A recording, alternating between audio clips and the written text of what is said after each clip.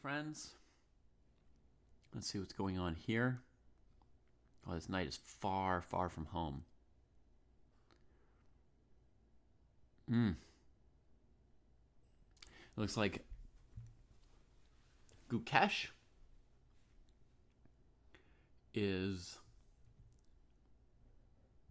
in very bad shape here against Bluebaum, if that was the right direction to go. Like, if his last move had been knight e3, I might have said exactly the opposite. I might have said, ooh, interesting, promising, blah, blah, blah. Oh, there was a pawn on a5. That's why he went there. Okay, then who knows what's going on? I don't just look at a position and know the evaluation. I kind of reason it out from the elements that I see. So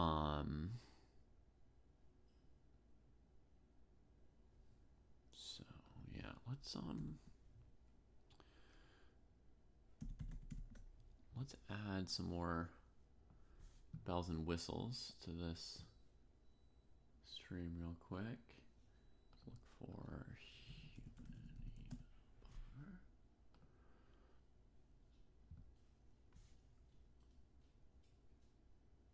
human standings. So we had a draw already here between Abdusatorov and Sindarov. Their game ended sort of faster. So Abdu has 6 out of 9, 5.5 out of 9. Then let's see. Let me just see what else is going on here. Other games are done. Vincent Keimer has already lost to Jordan van Voorrees. So Van Voorrees is going to be one of the leaders here. 5.5. Wow.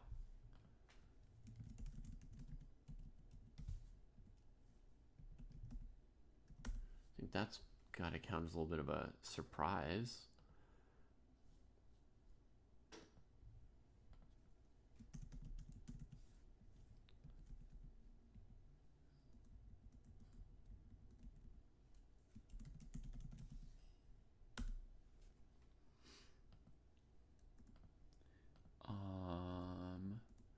Let's see. Who else was like sort of in the lead going into this? I guess Ardogmas was 4.5 out of 8, so we'll put him here.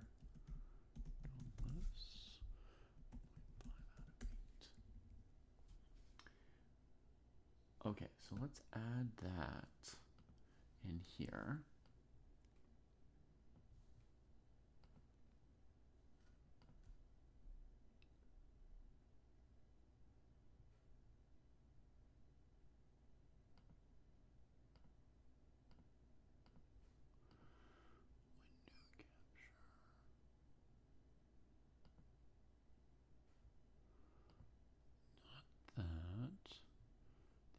This.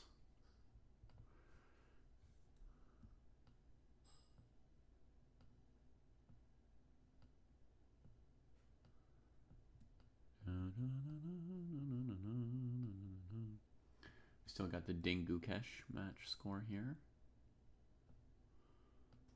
Very tiny. I imagine it's hard to see.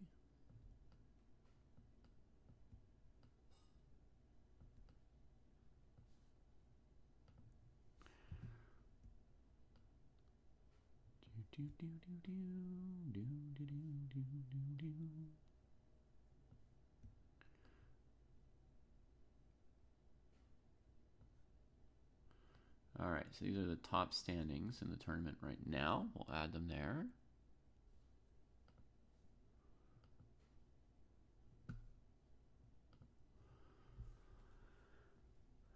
Keimer is having a bit of a rough tournament. Hello, Sweet Blues. Hello, Nordovik. Hello, Yellow Yellow.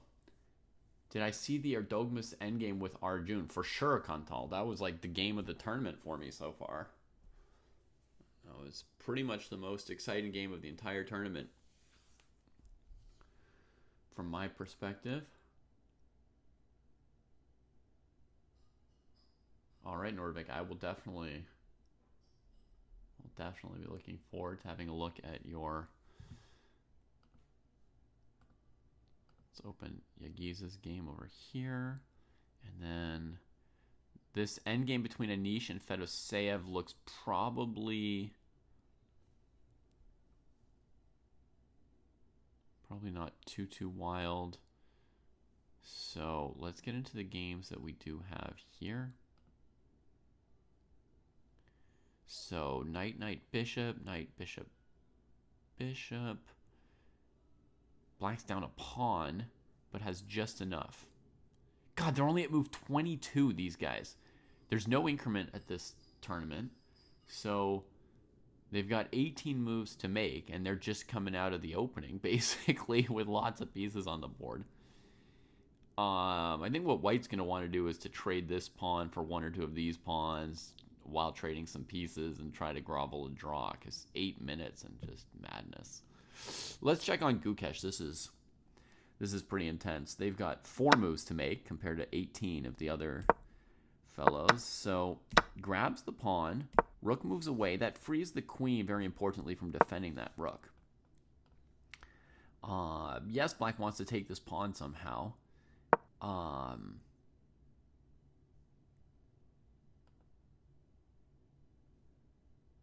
But I guess here White would play check. Queen here, bishop here. Or king here, bishop here, queen takes. No, that doesn't work for White. So is there a clear reason Black couldn't just grab this pawn? Huh.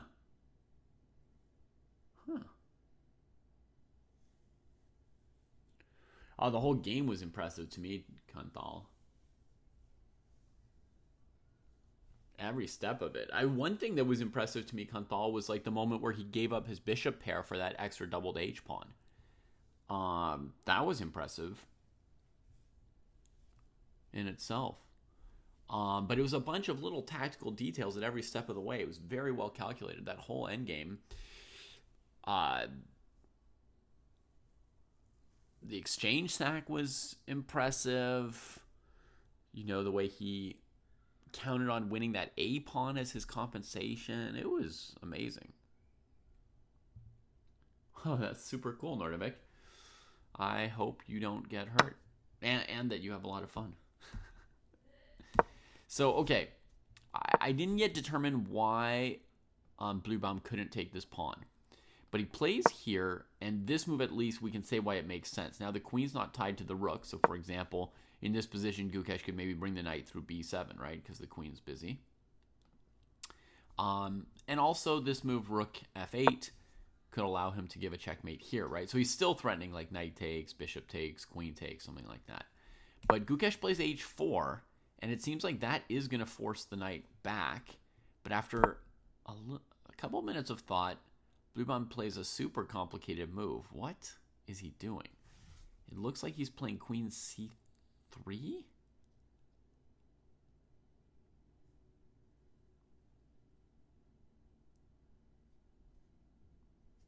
What do I think about Erigaisi playing Title Tuesday? I think Erigaisi should do what makes him happy.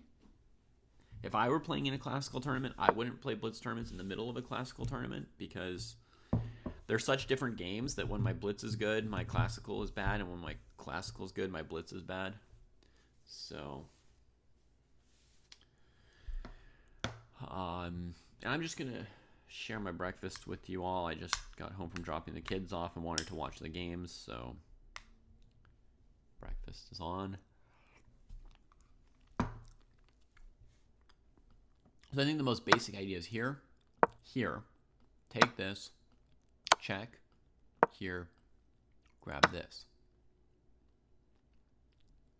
But if White does this, Black's not winning this endgame with the king open like that. So he takes, what's the plan? Queen c3 takes.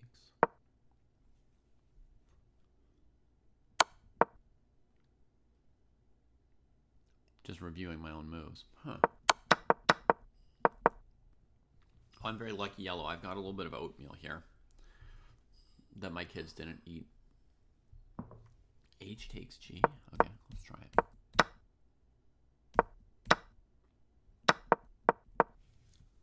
Here, H takes G, huh? Without queen C3? But now white has 2 minor pieces. Uh-oh. Oh, but rook H6, queen takes, pawn takes, still not enough. Okay. Let's try this for a second.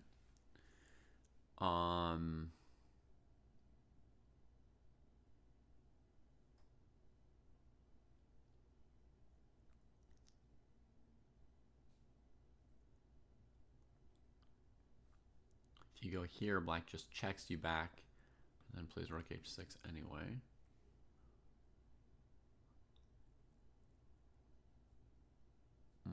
Wow. That's crazy, Sweet Blues. I would not expect that to work.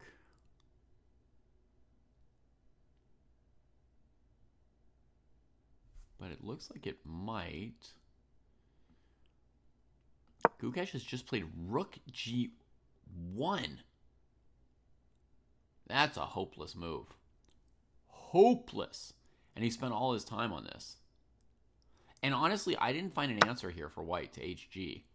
I mean, I thought about bringing the queen back so that you can move this way, but queen d4, there's queen e3, but this is mate. So he plays rook g1. That's like a move that's just like, I resign. I mean, rook f3 might beat you. Like, queen c3 might beat. Oh my god. Honestly, black's probably winning this endgame here, right? Knight f3, queen takes, knight takes, hitting the bishop. Bishop b5. Rook f4, threatening mate.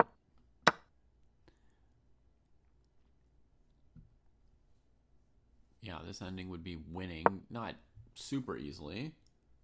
He's played a move. He's played queen g3. Threatening this and threatening rook f4. And if you play hg, you know rook h6 is coming. Honestly, hg can even still do this move. Oh my god. No, I mean, rook g1 checkmating your own king. You take one look at this move, you know that the game is over.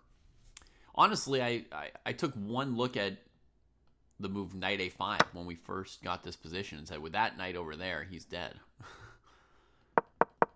And then I wasn't sure for a moment, but it looks pretty crispy here. Crispy critters. 3 moves to make to time control, but I don't think it would matter if Gukesh had half an hour or if he'd already made move 40 or what.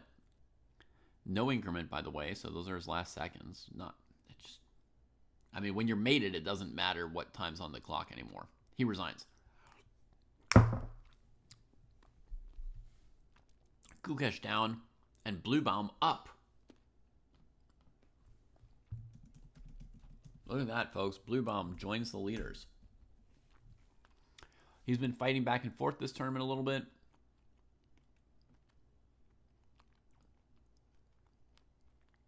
But he's keeping it together at this level. Keeping it together at this elite level. Gukesh is not exactly in ding mode. It's like a different age, a different story, right? But he's definitely not dominating or impressing for an entire year by now.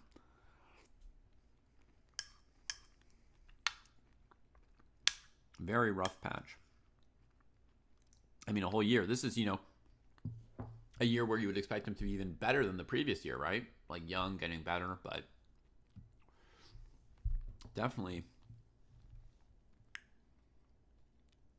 not playing his best. He had white today also. He's lost a lot of his games with white.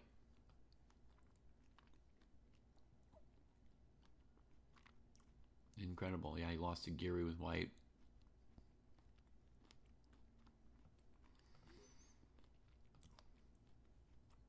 Let me just have a quick look at the game, see what I think of it.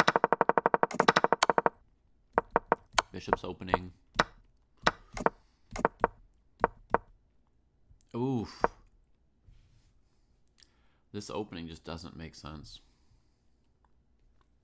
Already doesn't make sense.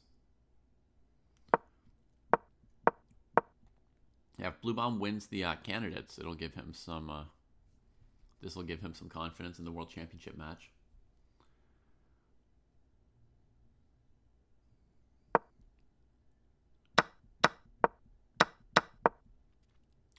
So Bluebaum chooses to switch to opposite colored bishops here because the rook's hanging. White's going to have to give the bishop.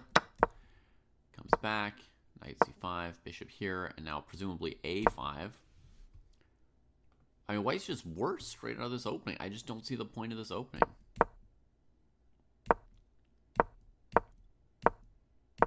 Oh, he could have traded a knight with knight e4, maybe reduced his disadvantage a little, definitely reduced his disadvantage a little bit. This is really a mistake as well in how he's playing it.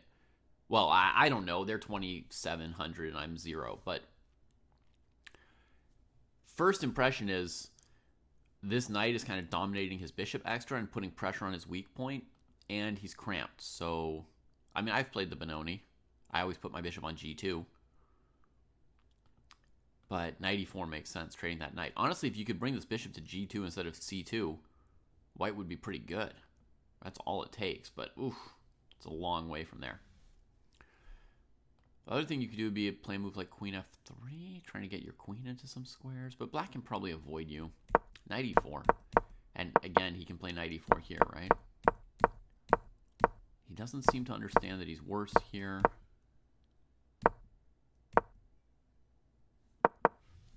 Just trying to babysit this pawn is a problem.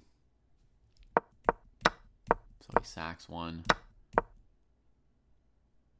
Bluebaum hits him with some aggression.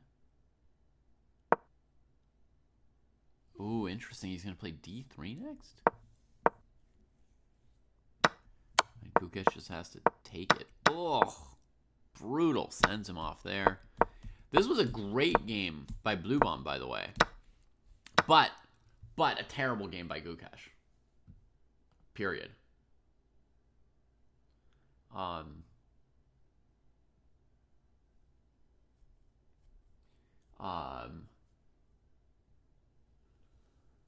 Yeah, I mean,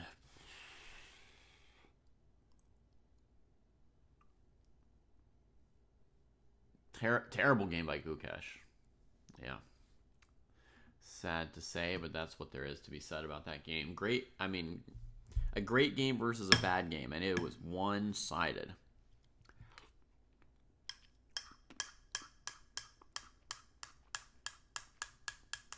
Well, that's good for Bluebaum. He's showing more confidence, you know. He's not sitting there playing like a Tausch machine or trying to draw or trying to hold on or anything like that. Let them make a mistake against him. No, he just tried to kill Gukesh that whole game.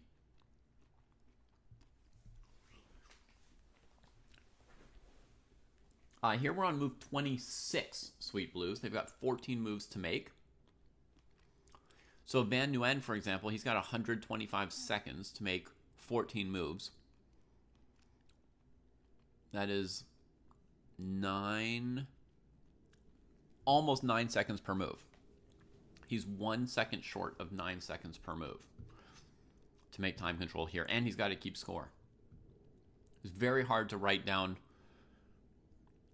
your moves in less than 2 or 3 seconds. Yeah, 3 seconds. Pressing your clock is a second. Executing the move is a second. Leaves him a couple seconds to think. Erdogmus, by the way, confirming that black is playing 4 more. Erdogmus does not go for this. Which maybe... No, rook c2 would win. So it's not even clear how White would defend that. Maybe knight d4. But he could easily have taken back his pawn there, right? And he does not. So he thinks he's better either on the board or in skill, you know, one or the other.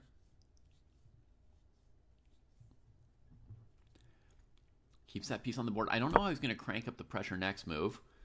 Van Nguyen uses 40 seconds on this move.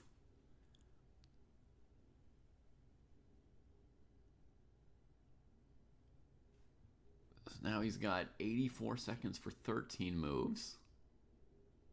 That's just under 7 seconds per move left. left. Why? How did he spend like almost all his time on that move? Oh, he's about to crack. I think Erdogmus is going to take him down. The kid is sick. Although Van Nguyen played an entire game yesterday on like increment. Like he was just dying, and he didn't quite crack. 66 seconds for 12 moves. Now he's around 5.5 seconds. Now he's at exactly 5.5 seconds per move. Oh my god. He should basically flag, but Erdogmus, it would help Erdogmus's cause if he would calculate one tricky thing. One more idea to make Van think about.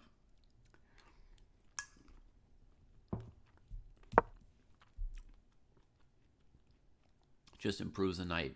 Not a forcing move, just find something that you can move without hanging your face as white here. Tough decision to play a move like g3. Bishops are hard to face.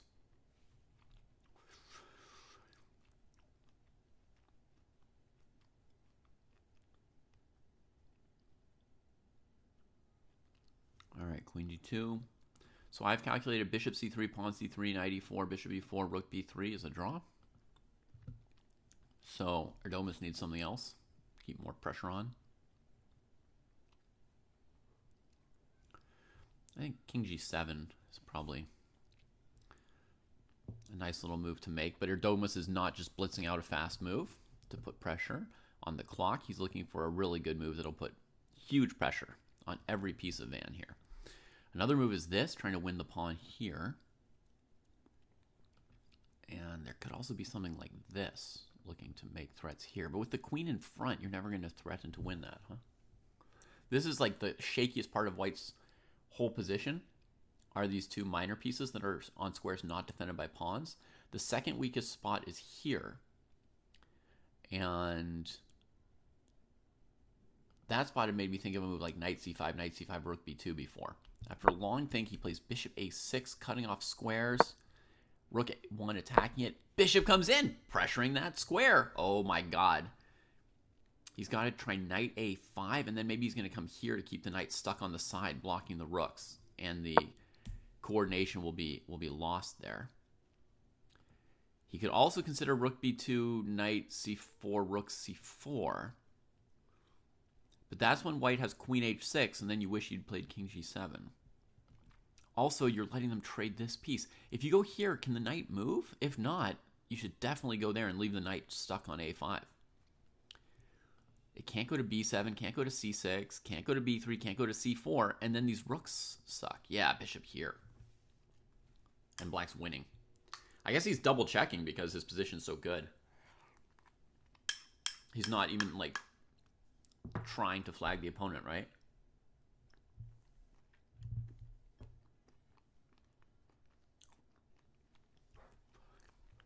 Van now with 4.9 seconds per move or something. Per move to make time control.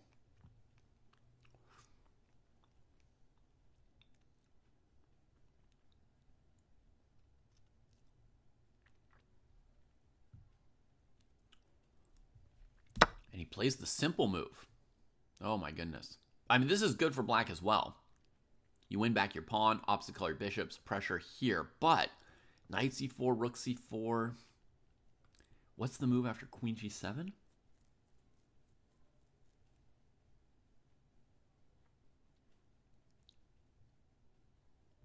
I didn't see it. Instead, knight a4 comes in. Holy moly. Here he must be playing what? Queen b4? I mean, I'm assuming he's got a plan. Queen b4. But it is also possible to miss something, right? You could have a plan and then just miss a move. These knights are not very promising here. This is hanging. If knight c4, rook c4, then the bishop's hanging and the exchange is hanging. There's survival hopes for White here. And he's got 4 seconds per move.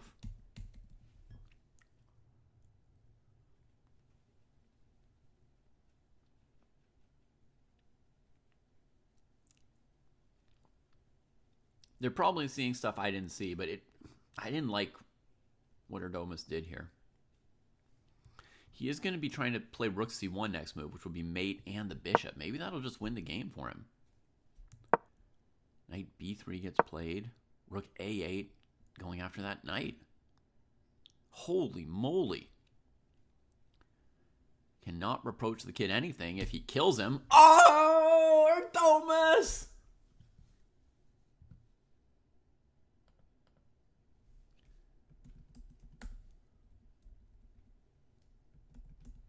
Wow. Kiddo, kiddo, kiddo.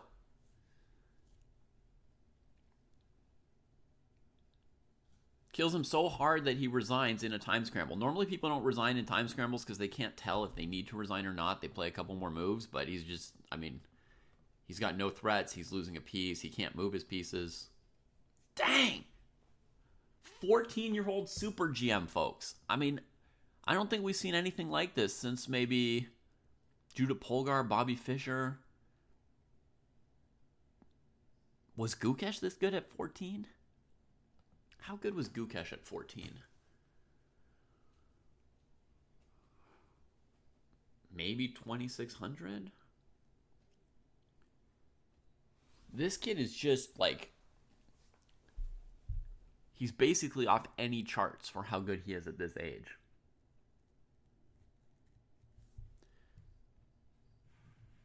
Honestly, I think Fischer's the only person who might be as good at 14 as Erdomus is.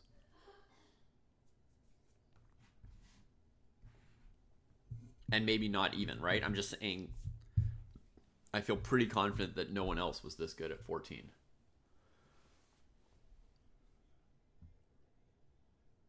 Thobrick says Erdomus is by far the best 14-year-old of all time. That's quite possible. The only one I'm not sure of is how good Fischer is at 14. I'd have to play through some of his games from when he was 14 to be sure. The other day I was playing through Fischer's games from when he won the U.S. Championship at 13. I played through all of those games. And he was really good. Really good.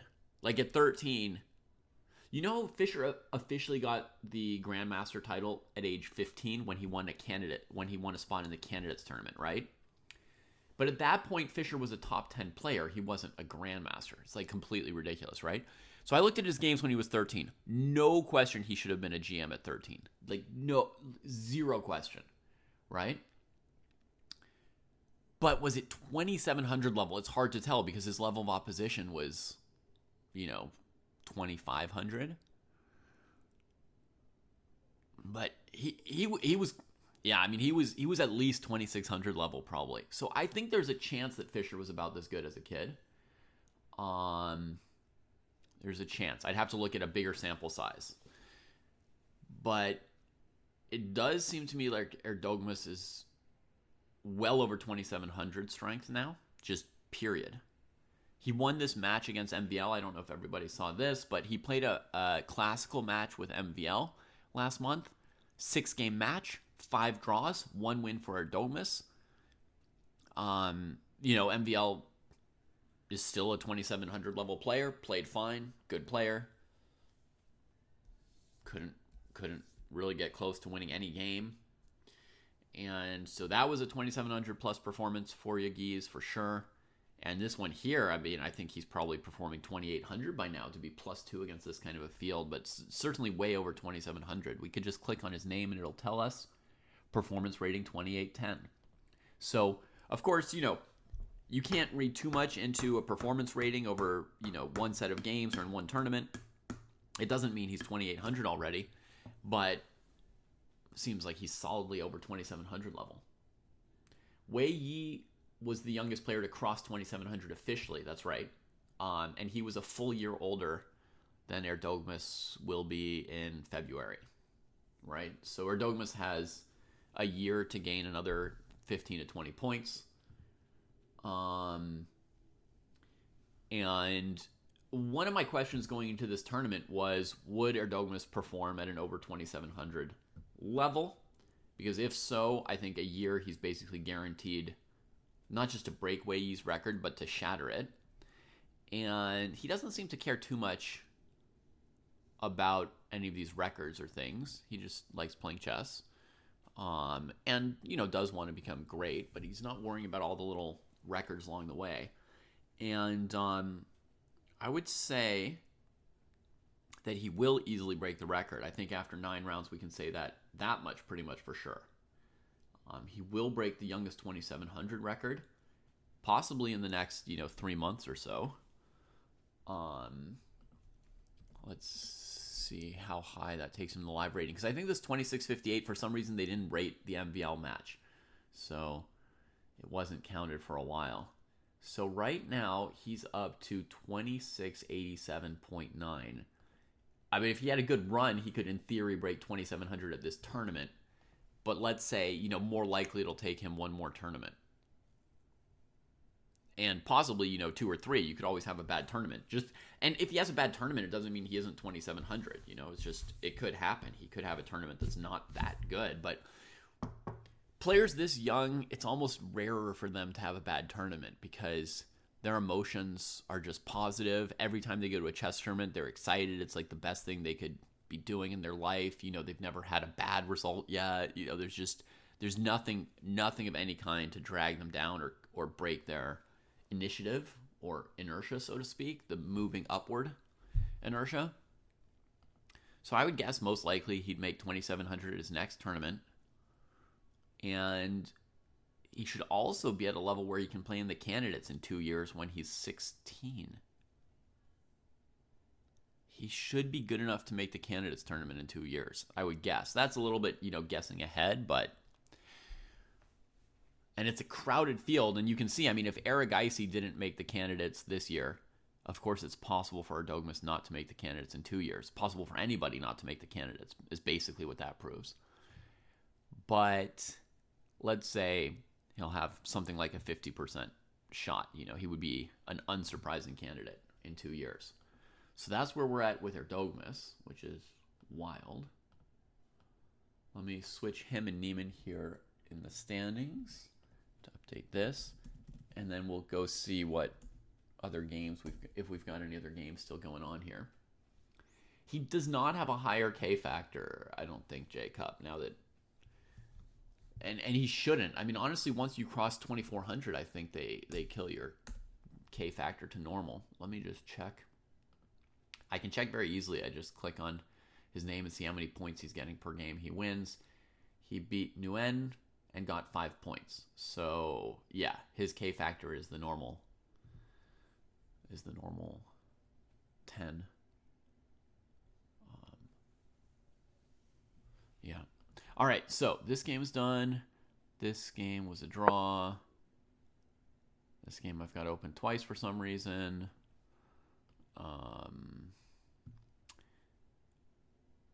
Black one, white one. So there's 2 end games going on here. Let's open them both up and have a look. First we got Prague and Aravind. 1, 2, 3, 4, 5. 1, 2, 3, 4. Ooh, this looks very good for white.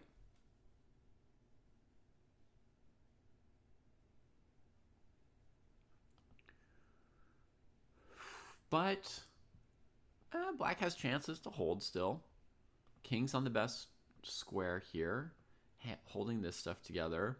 Rook could choose to get active at some moment, and white doesn't yet have the black rook tied to one of these things. White doesn't have a second weakness over there. I was just going to suggest maybe rook here to here. Black would play f6. I don't know how much it would help. Huh. What does he need to do? He kind of wants to bring his king over this way, probably.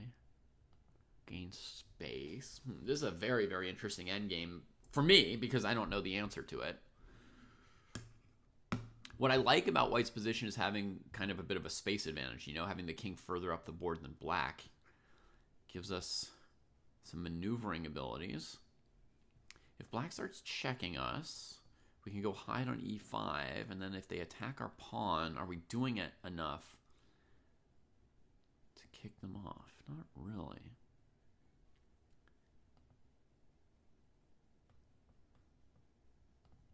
Yeah, I still don't know about this move versus this move. They have made time control, by the way, these two. They've got, 30 minutes more. Let's see if the other game has made time control as well. Yeah, they're also past move 40. What do we have here? I think Fedosea is trying to prove that the bishop's a bit better than the knight with pawns on both sides, and his rook is sort of the active rook, and white's rook is sort of the passive rook. My first impression was that there's not enough here to feel really worried for Anish, but could be wrong on that count. So maybe let me look at it for a minute longer. Maybe let me look at it and see. The knight could go to c7, back to b5.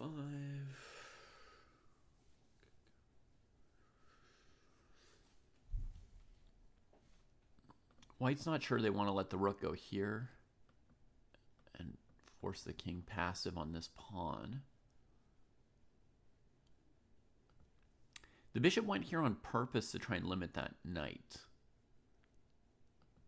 He's trying to be on the long diagonal far from the knight. And if you look, you'll see the last thing he did was deliberately go in there. But what is the dream, Vladimir? You know, he didn't go for g5 at this point. So what's his plan? Like, you can bring the king to a square like this, and then is the hope Zugzwang? Okay, the hope is Zugzwang, folks. Okay, so apologies if some of you figured this out a minute before me, but that can happen. But I think here's maybe the concept for black. If it were black's move and they put their king on d5, for example, they might have sort of a Zugzwang where the knight doesn't want to move because the king would come up. The rook can't move up without losing this, and the rook can't go over without the king crossing, disrupting the knight and allowing rook a3. But if the king were on d5, maybe white has king e3 as a move, right? Maybe it's not quite Zugzwang. King e3.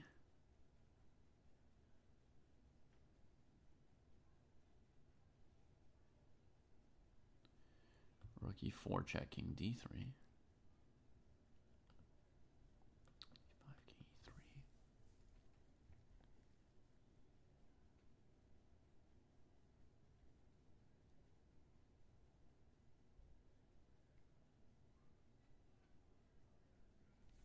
Maybe the bishop check, king d3. Okay, so I don't see king d5 quite working. And by the way, a way that they could get to that position right here is they could go check here, right? And this would be the position I'm thinking about. So let me put that there so it's a little bit easier for everyone to follow what I'm thinking. So king here. I thought about this, but after king d3, I'm not pumped about what I'm doing here. The idea would be to go here to get different angles against these pawns.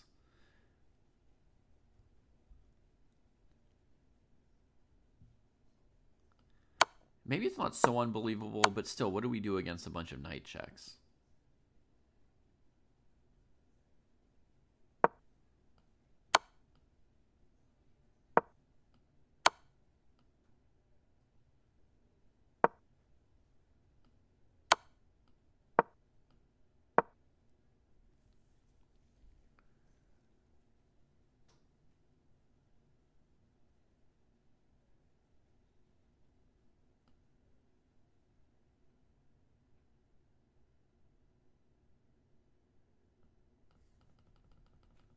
Huh. Hey, Oscar. How's it going?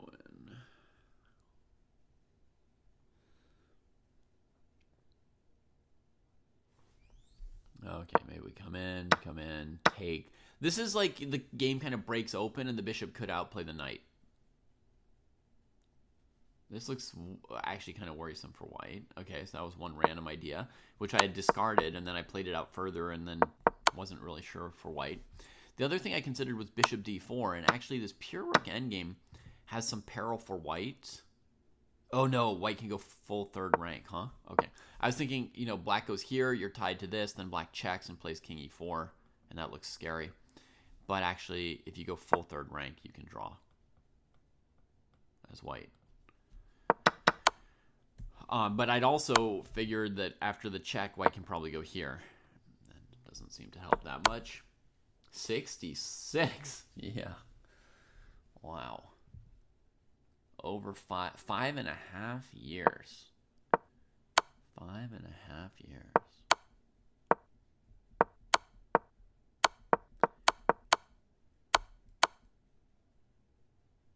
Okay, so back to this. What move do we have for black? Oh, we had rook e4 and bishop d4. Bishop d4 didn't do anything. Rook e4 weirdly maybe did.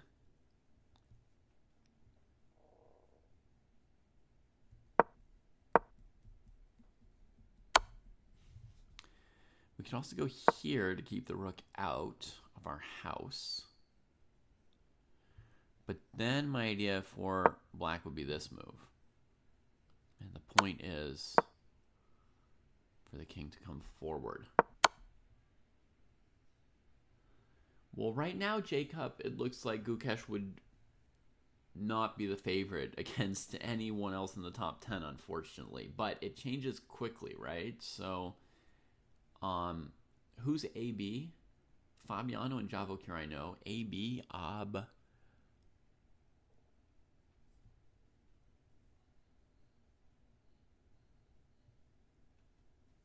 Abdusatorov, maybe?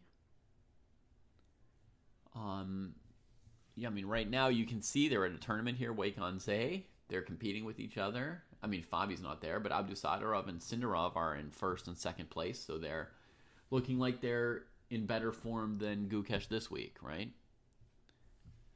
So he looks like he'd be like a small underdog against them. He would have an advantage against somebody like Sindarov or Abdusatorov that he's played in a world championship match before. That would count a little bit, right? But yeah, Abdu's not in the candidates, but if you're just saying in theory, how would he do against them? Fabi does have that experience. He's played that world championship match with Magnus, right? So he would definitely be a favorite against Gukesh in a match right now. The match is, 10 months away? So we don't know what kind of form those two players will be in at that point. And it does speak in Gukesh's favor that he keeps going to these tournaments and fighting and, trying to get better and all that. So I wouldn't, give a huge advantage to somebody like Naka who's just not playing, even though it does seem like, if Naka were playing, he'd probably be playing quite a bit better than this. Unfortunately, one has to admit that.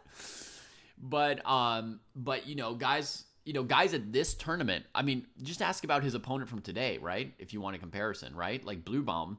Bluebaum has a +1 score, 5 out of 9. You can see him in my standings over here, right? Down there. Bluebaum would probably be a favorite in a match against Gukesh tomorrow at this point. For all that, people complained about Bluebaum even being in the candidates. Bluebaum seems to be a late bloomer, which works with his last name, right? He seems to be a late bloomer, and he seems to be really good. And, anybody who right now is in Wijk on Zay and has a higher score than Gukesh, so that oddly includes Bluebaum and Van Foreest, right?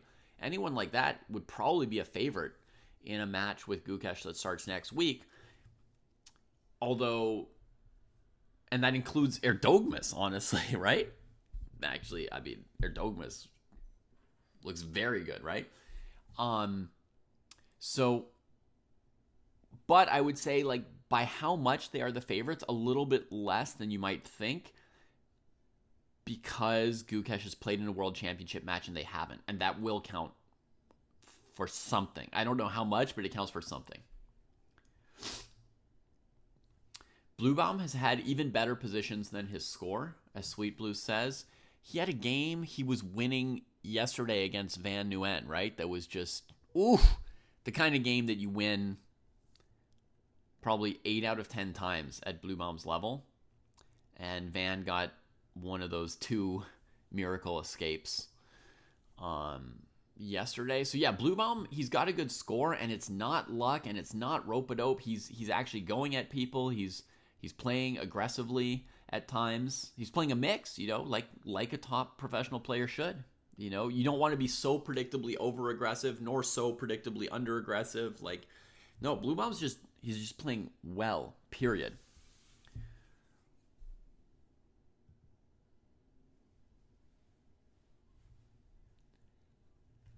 There's no particular reason to think that Hikaru is 2750 now instead of 2800, is there, Jacob?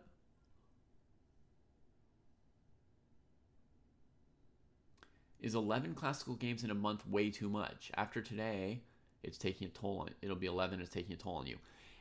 11 is too much for some people and not enough for others, right? Like, I bet you that Yagiz Khan or Dogmas can play 11 games in a month and be ready for more. Ditto Arjun, right, who famously likes to play chess every single day if possible. And for some people, it is too much, right? So it just depends on the person, yeah.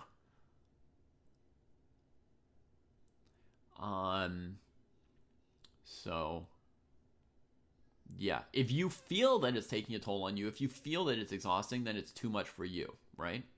Someone else might play it and feel fine. And then is it way too much? I don't know. It seems reasonable. I would think like somebody who wants to be quote unquote a chess player would play one tournament a month. And for professionals, that means, a 9 or 10 round tournament. And for amateurs, it means a 4 to 6 round tournament. So other people choose to play one game a week at a club instead of playing like a one-time tournament. So they'll be playing, just one game each week. Very simple math on that. And that's fine. That shouldn't be exhausting. So, 11 can't be way too much. But if you're feeling tired, then it's a little bit too much for you, I guess.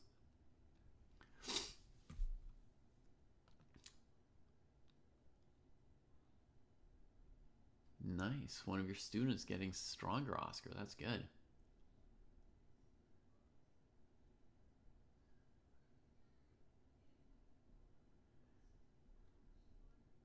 So Foos just heard Magnus thought Fabi, Naka, and Prague were the best chances in the candidates. Jacob, I think, is overstating the rustiness of Hikaru, but the opposite. But the argument behind what Jacob is saying is that Hikaru will be rusty because he hasn't played any real games in 6 months or so. When was the last time he played real chess? Was it Norway chess last June or July? So would Hikaru be rusty, Jacob? Probably a bit. I think one thing that I'd be shocked by your 2750 number. A little bit shocked by it because I feel like if you look at a 3-minute blitz game Hikaru plays, it's probably basically at a 2700 level. Like he's still thinking about chess and playing chess on a daily basis, and he has a level of ability and class that's super high. Rustiness hurts people somewhat, but I think one thing that some people may not realize is that the difference between 2750 and 2800 is huge, right? It's maybe bigger than the difference between 2600 and 2700, or even 2600 and 2750. It's condensed, condensed strength over 2700. It's like a spoonful of black hole of strength, the density of how much knowledge and skills gets packed into those last points up there. So to go from 2800 to 2750, that's a huge difference. Huge difference. So you're assuming a huge rustiness for him. For somebody who's 1800 and is rusty, it's normal to play at like 16 or 1700 level. But from 2800 to 2750 is actually a much bigger distance. So that's a huge fall you're predicting for him. And then the second point is Naka specific. He's been rusty before and it hasn't affected him personally very much, right? Naka's an exception to almost all the normal things. Like what you're saying about Naka would make sense about most people, right? Like most people, Jacob, you would be right to say after 7 months they're going to be really rusty. They're going to play 100 or 200 points below their previous level 6 months ago. But Hikaru has played great with long breaks between his games over the last 5 years. He's been sort of perpetually a little bit rusty because he plays so rarely. And yet he's been perpetually playing at a 2800 plus level. And for him, taking off some of the pressure and, the balance he's got in his life is working for him. So I see no reason personally to expect him to play worse. As far as handicapping the candidates, that's something which we will get around to, 1 month before the candidates tournament. I think the candidates tournament is in April, so we'll talk about it on a Dojo Talk in March. But I think it's wide open. Every couple days, different people look good or bad. So very, very hard. Very, very hard to say. I feel like it's very wide open. I would strongly disagree at first blush, and we'll get into it more deeply in an actual discussion and episode, and I'll do more prep, etc. before we do a dojo talk. But at first blush, I find Magnus's claim that only 3 out of the 8 people have a chance to be odd. It feels to me like there's no reason why Prague has a chance and Sindarov has no chance. Or even Bluebaum has no chance. Or Geary has no chance. I don't know. It's very hard to tell who does or doesn't have a chance to me. But I don't feel like anybody's has such an obvious case for why they'd be better than everyone else that we would discount everyone else's chances completely. You see what I mean? Like, let's say you think that Fabi's got the best chances. I would give him like 2 to 5% better chances than average. I wouldn't give him 30% chance of winning the tournament, right? Or 40% or 50%. No. Right? We've got 8 players, 12.5% each.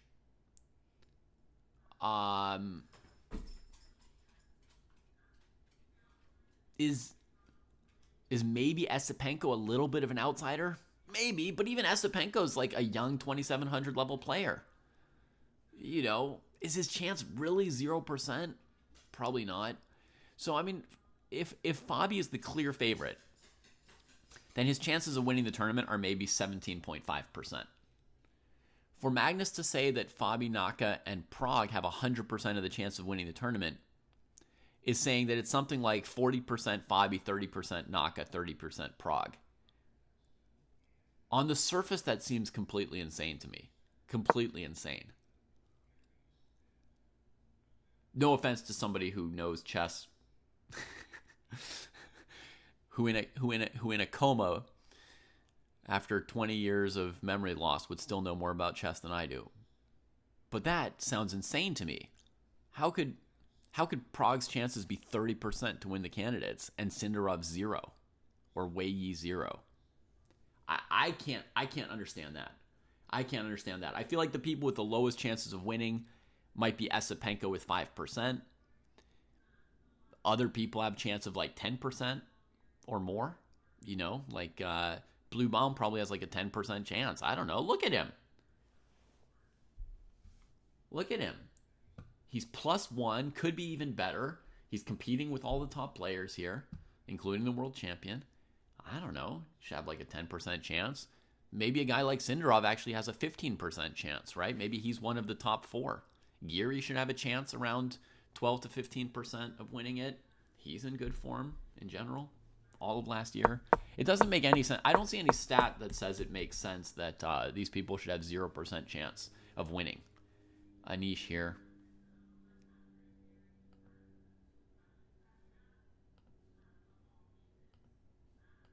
I think this leaves us just with this rook endgame in the Masters section.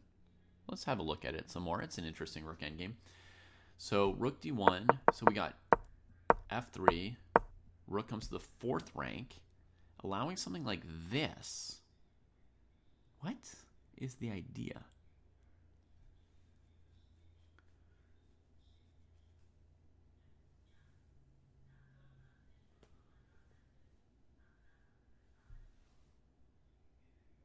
All right.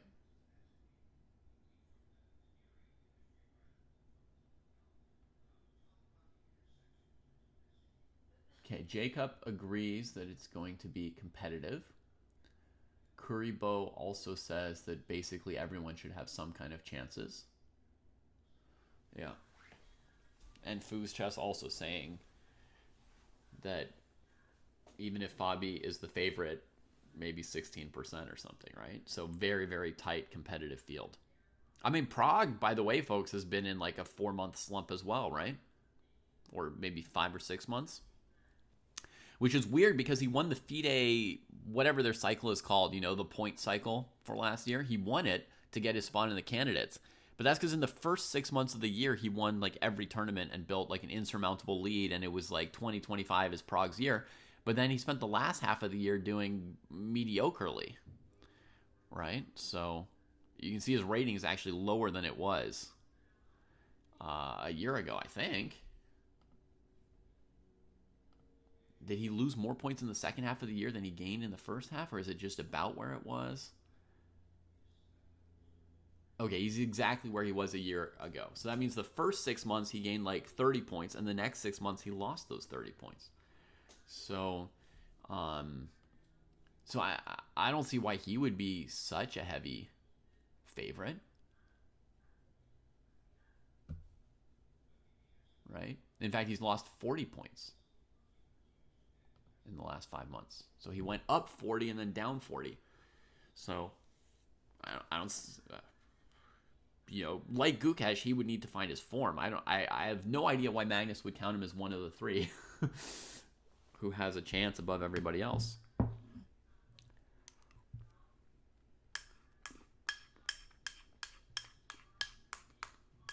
By which I'm not trying to say that Magnus is wrong.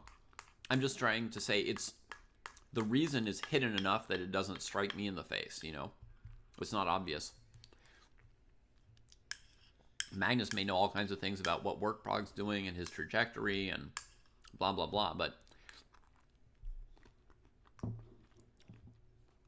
I don't look at the tournament results for the last year and see any particular reason why Prog is more likely to win the candidates than Anish or Sindarov or Wei Yi.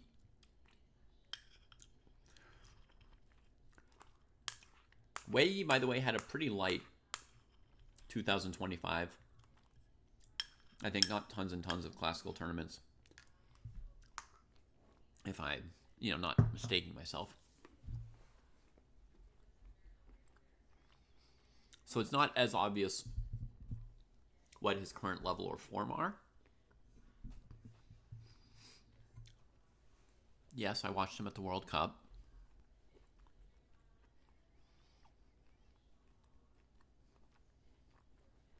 I've been thinking deep. So let's just see what's going on here. I mean, White just played Rook b4, right? So he's saying this doesn't matter. Here. I found it, guys. I found something. All right. A 35% chance for Fabi and a 2% chance for Blue Bomb. So Sweet Blues, I don't bet money, and I'm not recommending anyone bet money or anything like that. I think gambling is not a good thing to do. But if you're just thinking about it in theory, Blue Bomb at 2% seems like he's undervalued, so to speak, and it would be worth buying Blue Bomb's stock at 2%. And Fabi at 35% seems overpriced to me, where you would not want to buy any Fabi stock. All right, so we found one move, right? E5. Then let's say Rook E2 gets played. He's going to do the same thing. Boom. Not Rook E4, which may or may not win, but Rook F4.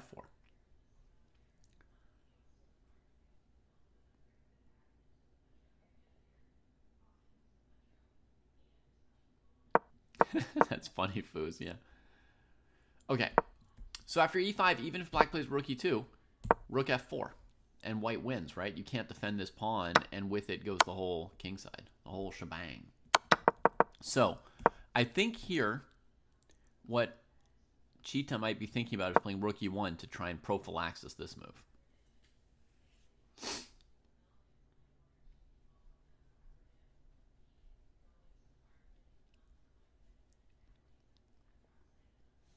Now the threat is Rook E2.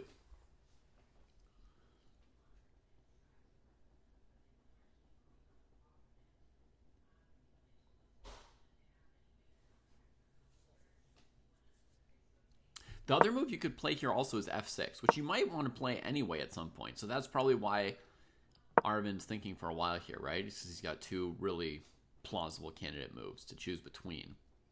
But let's just look at Rook E1 first, one at a time. I mean, F6 honestly looks kind of better.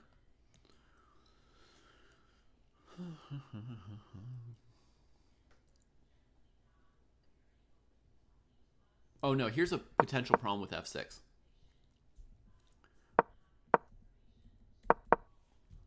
White comes back, stopping this thing. Stopping this thing, right? And now you're kind of waiting. And then white comes here. And this plan could be unpleasant for black. Yeah. So that might be a reason not to commit to f6 immediately. Okay, let's try rook e1 again. What would Prague do next here?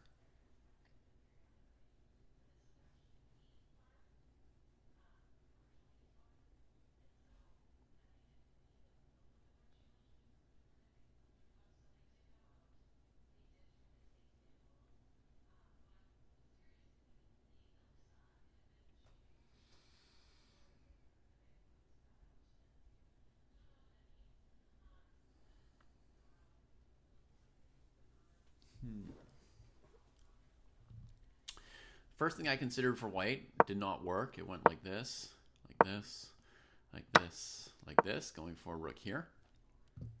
And then I give check. And this king and pawn ending might even win for black, but certainly it's not going to win for white.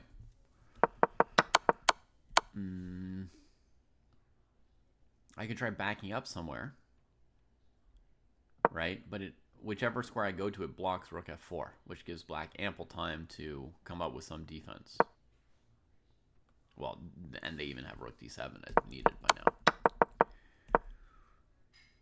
So rook e1, we're going to give up on this idea.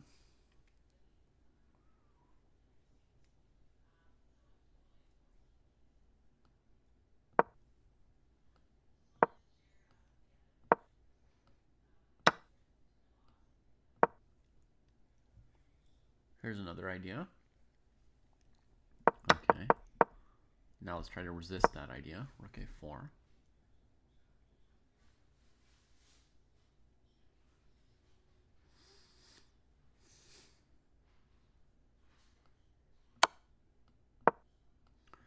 Let's give him a lot of checks.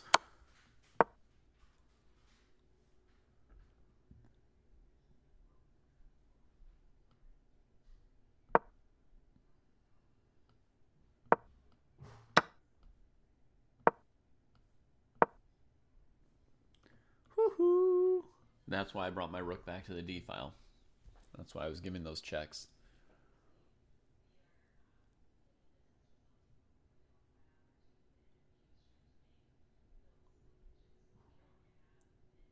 I don't think that's true, Jacob. That's what I think.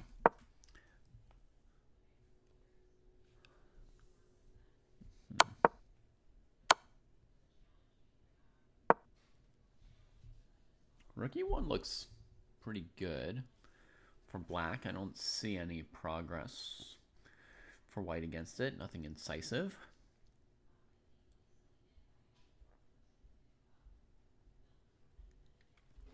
Yeah. But the position is, has enough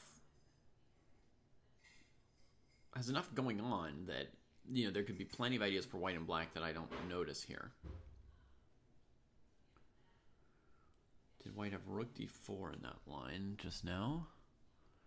That was the rook a4 line. Rook e2. Oh, sorry. Rook b1. King c4. Check. Here, here. Rook d4 there, right? Yeah. Rook d4 there, sure. That makes sense. Let me come here.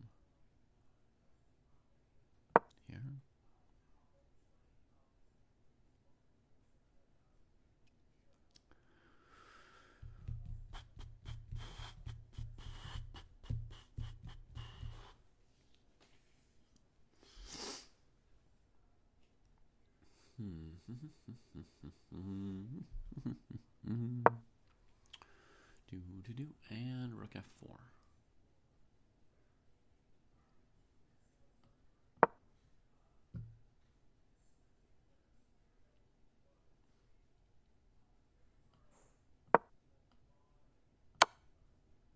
force the king. And then we can go back this way, and there's no rook f4. Rook here. Here. That wins. So again, we got to try these checks. Force the king somewhere. Might as well keep checking him. No. Okay, here.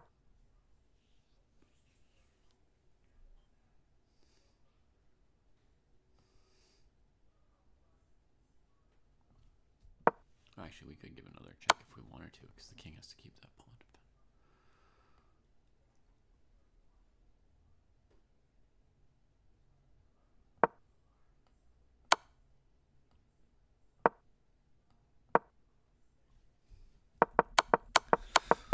Still looks holding for black, but that was interesting.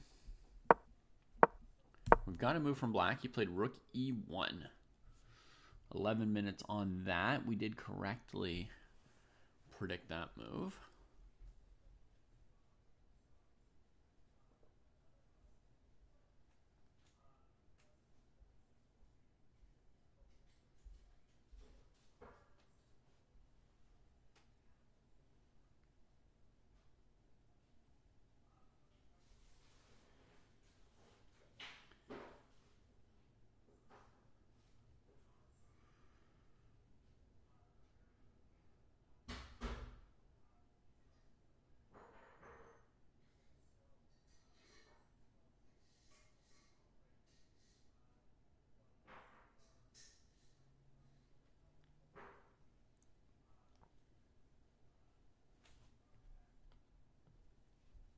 Okay, and he goes for rook a4.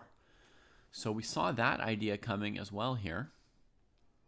And the first time I used this move, it worked against myself.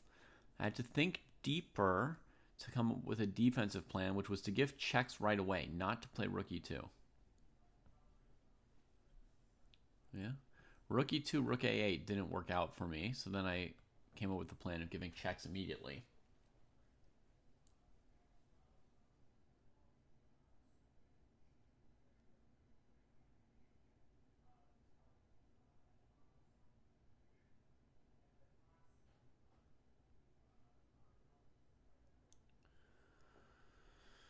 That's insane, Jacob.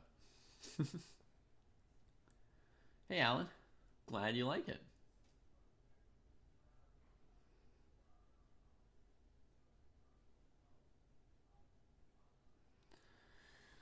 Well, that was an unfortunate thing to hear, Mickelwold. I'm sorry for your brain space.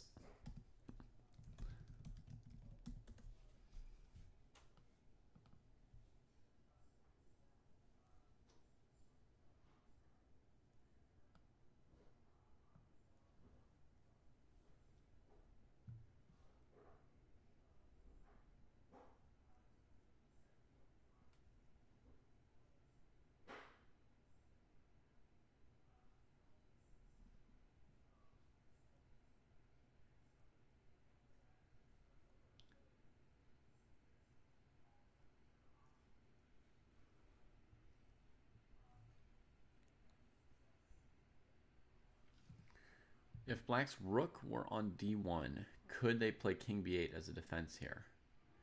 Yeah, even here they could maybe play king b8 as a defense. We didn't look at it, but I think even here it's possible, Foos, isn't it? King b8, and if white switches to this file, then you just come back. I think there's... We haven't looked at king b8 yet. It had occurred to me as another candidate for black, but when I got rook b1 check to work, then I didn't keep looking for another line, right? But yeah, I think king b8 is very plausible as a defense. One of the more interesting possibilities, independent possibilities after king b8 would be c6, rook check, king here, rook check, king here, rook check, king here. It's very committal, right? Black's got a pass pawn. They've still got an active rook. But the king probably can't be stopped anymore on the king side, right? So first of all, you could go for some kind of a race like this. then your issue is this pawn's pretty fast and your king's been off to the side. So instinctively, what's just happened with the king suggests that we shouldn't do this, but we should try to defend.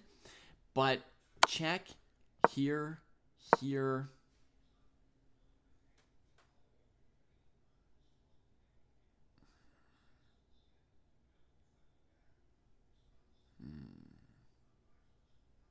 So this is going to happen if we ever play king g7. We'll trade. We just chase it down with the king. So we have to defend against this. And this weird feeling like white might want to play rook here. That's weird. Could also be rook here, stopping b5 and preparing for this stuff. Black's going to bother you. Oh, the rook gets even more active. King comes up.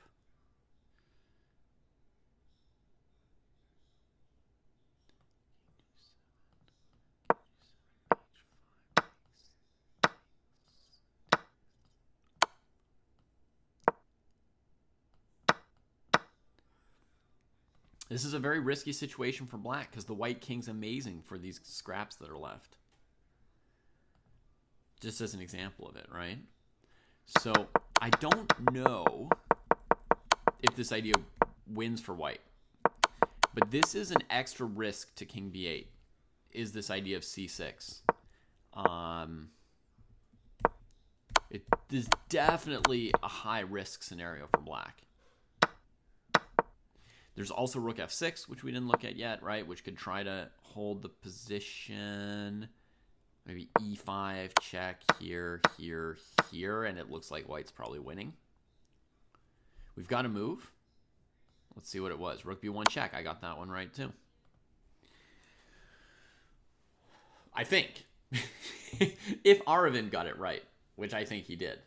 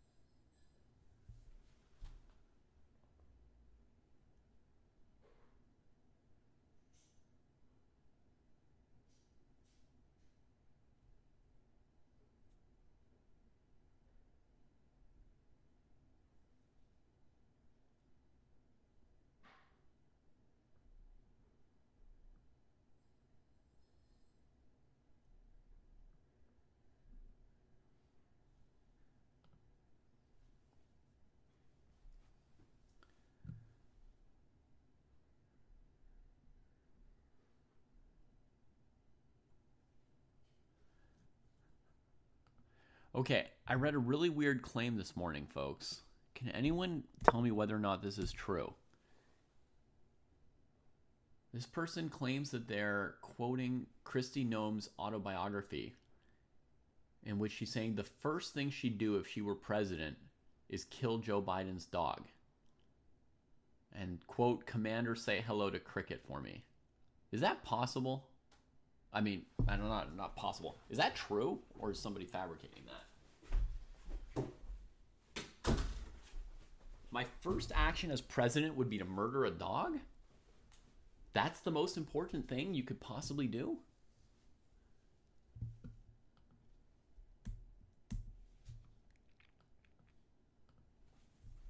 I mean, most people would be horrified by how cruel that is, but it's rather small-minded as far as the power the president has.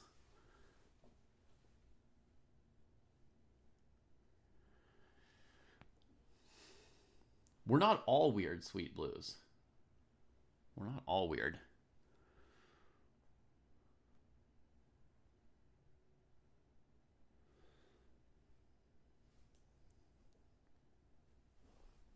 We got a lot of variety in the United States. A lot of variety.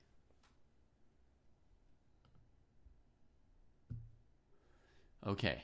So king c4 from Prague. What did I expected here?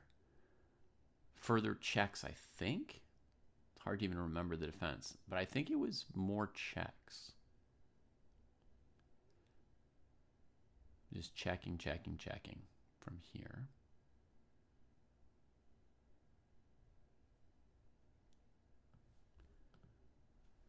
I know, Jacob. Joe Biden probably wouldn't notice, but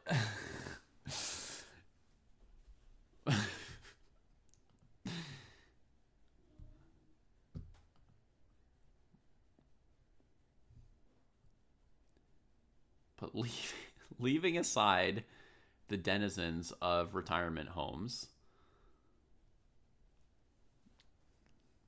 leaving them in peace, be they war criminals or carpenters.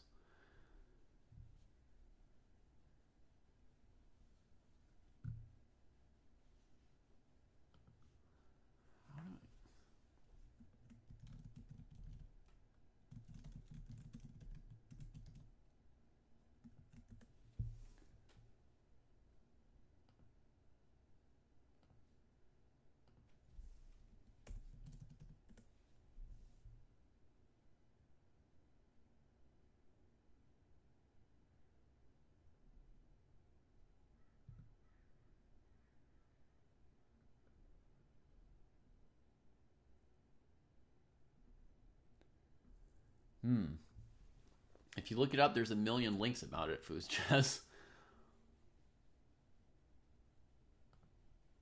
But I don't know if any of these links are real. Vanity Fair, Rolling Stone, Yahoo News.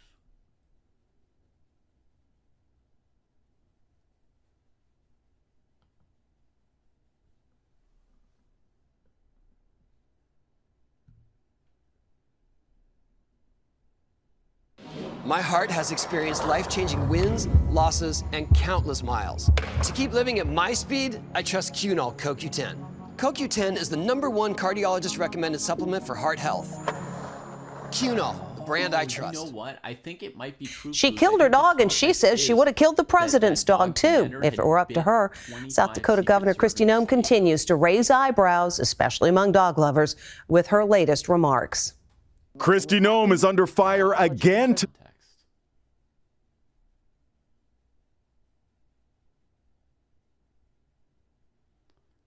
Yeah, Foos.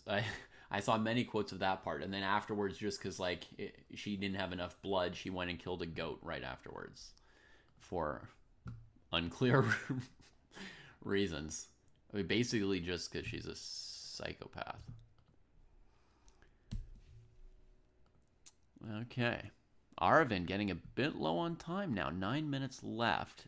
Rook c1 didn't feel fully forced, but what are the other options? If we wait, this thing will probably still be good, right? This is strong. So you could now go king b8, right? Could now go king b8, or could now keep giving checks, is what I had done. I'd kept giving checks when I first tried this out. So let's look at rook b2, rook a8 again for a second. Here, we could go here with the idea of going defensive. But I mean, white can also, once you're defensive, just kind of go after this new weakness. You could go f6, rook here. White's now got that second weakness because the rook's active enough. They can break with e5 just to make room for the rook, or they could play f4, e5 and make a passer. Also, once you're this active, you can go here and rule out king c6, and that helps you to sort of zugzwang black, right? There's almost no moves for black. It's just rook back and forth in this narrow corridor. It feels pretty bad for black. Hey, Sam, you're playing in Wijk? Oh, that's beautiful. Congratulations on the win.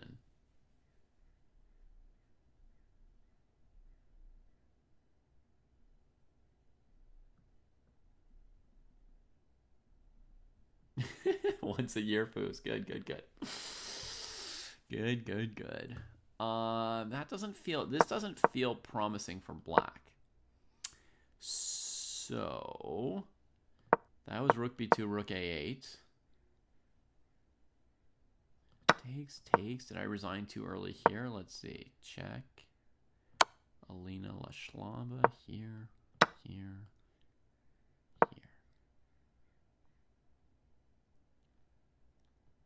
That looks okay for black after all.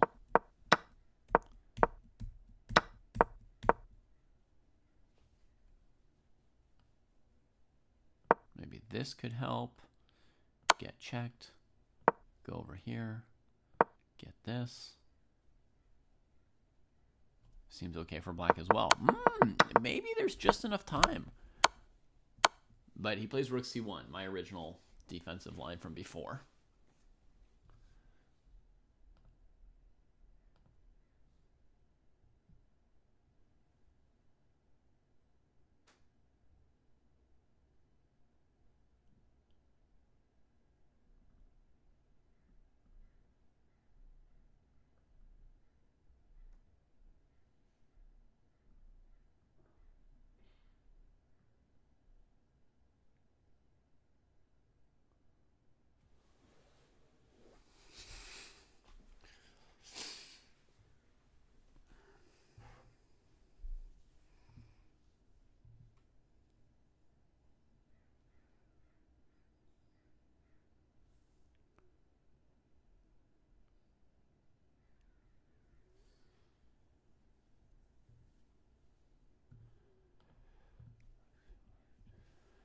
Okay.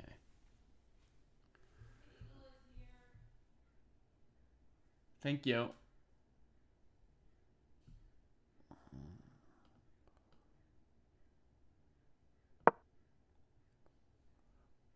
So last time I came here, checked again, and then when the king came here, this move was good. Now I've got the rook that can come defend, and I'm winning this pawn quickly with an active king. That's good. Then we had rook d4, which was a little bit annoying.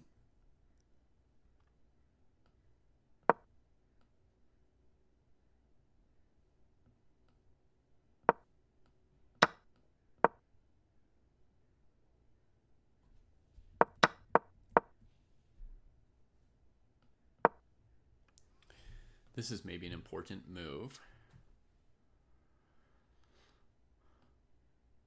Here we give the check.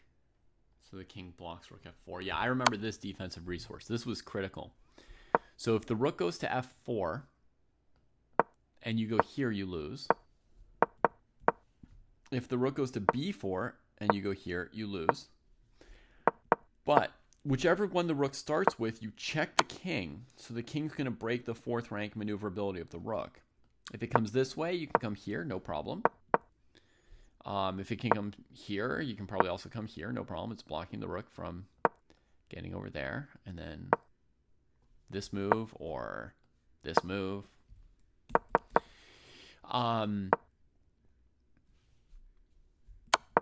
Yeah. And similarly here, you'll give check, and then whichever way the king goes, you'll bring the king up to defend that pawn, and the rook can't get across.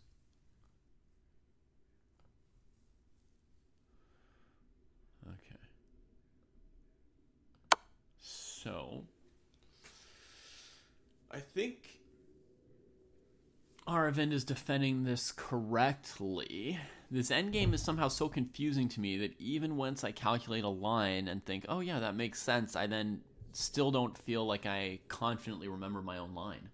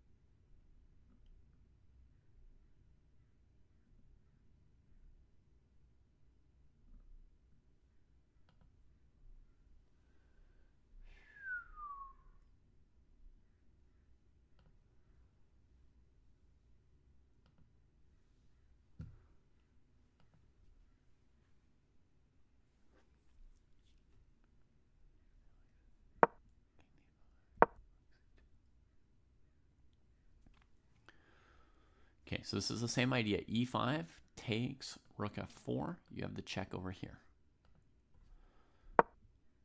But this move allows rook a8. Yeah. I guess rook g1 did as well. So now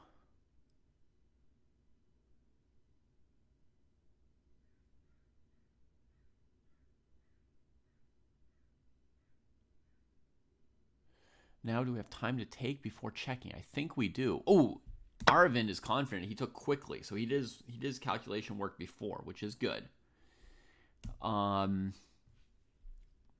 Good to look ahead. So now against rook here, he'll probably play g6. Against rook here, he might play check and rook back.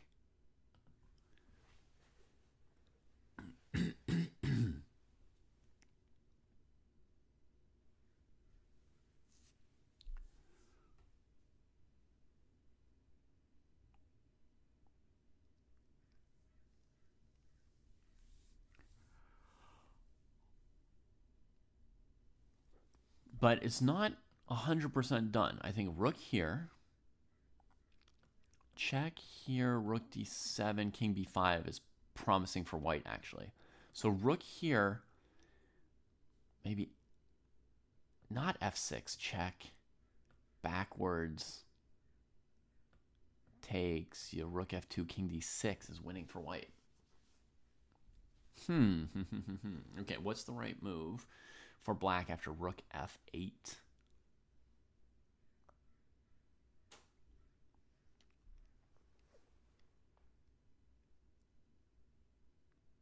Oh, rook d2 check and then f6 maybe. So, like this.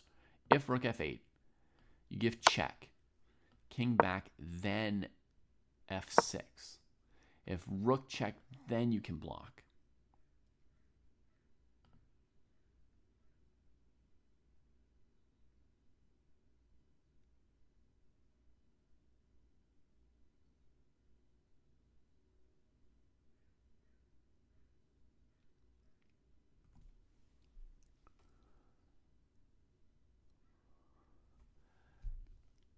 So then we go here with two choices for black, passive or active.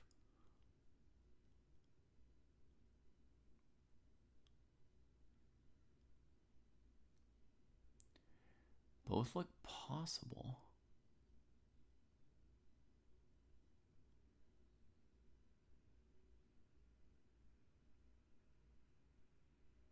Ooh, but this one has the risk of king d5 to push the king back like this.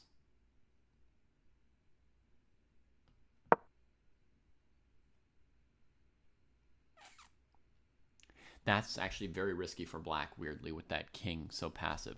The live position is black took and Prague just played rook f8 after thinking for a few minutes.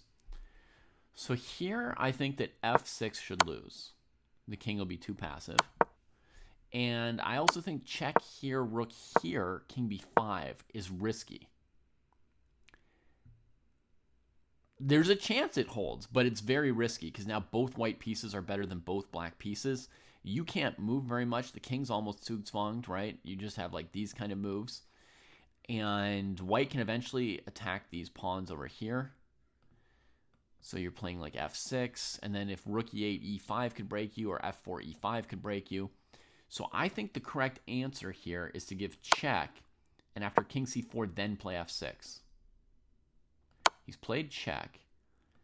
My thought was to then play f6, check, king up, takes, rook here.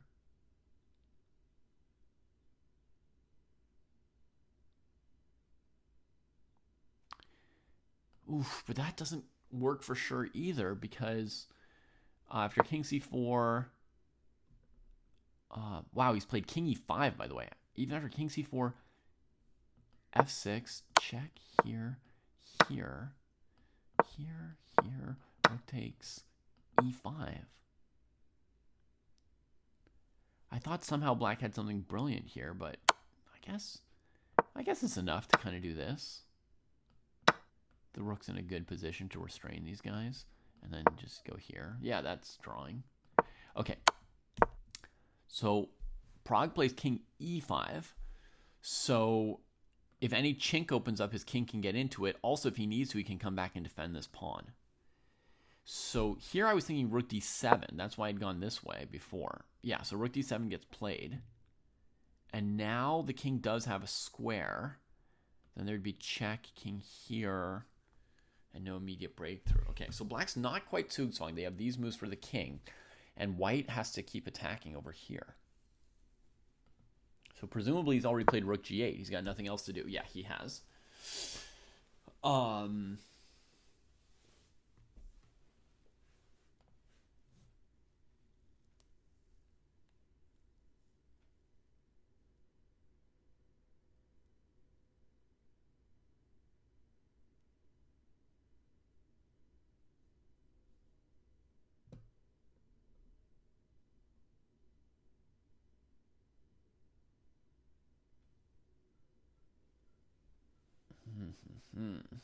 All right, so obvious move is g6, allowing king here.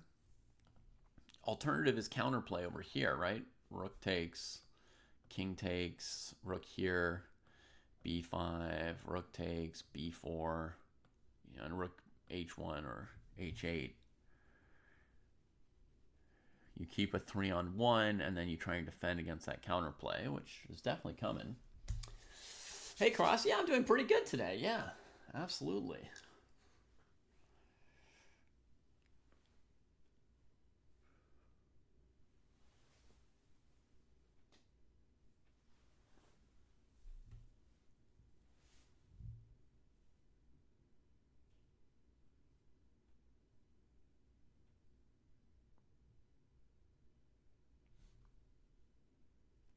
Arvin thinking here, what else might he be up to other than g6?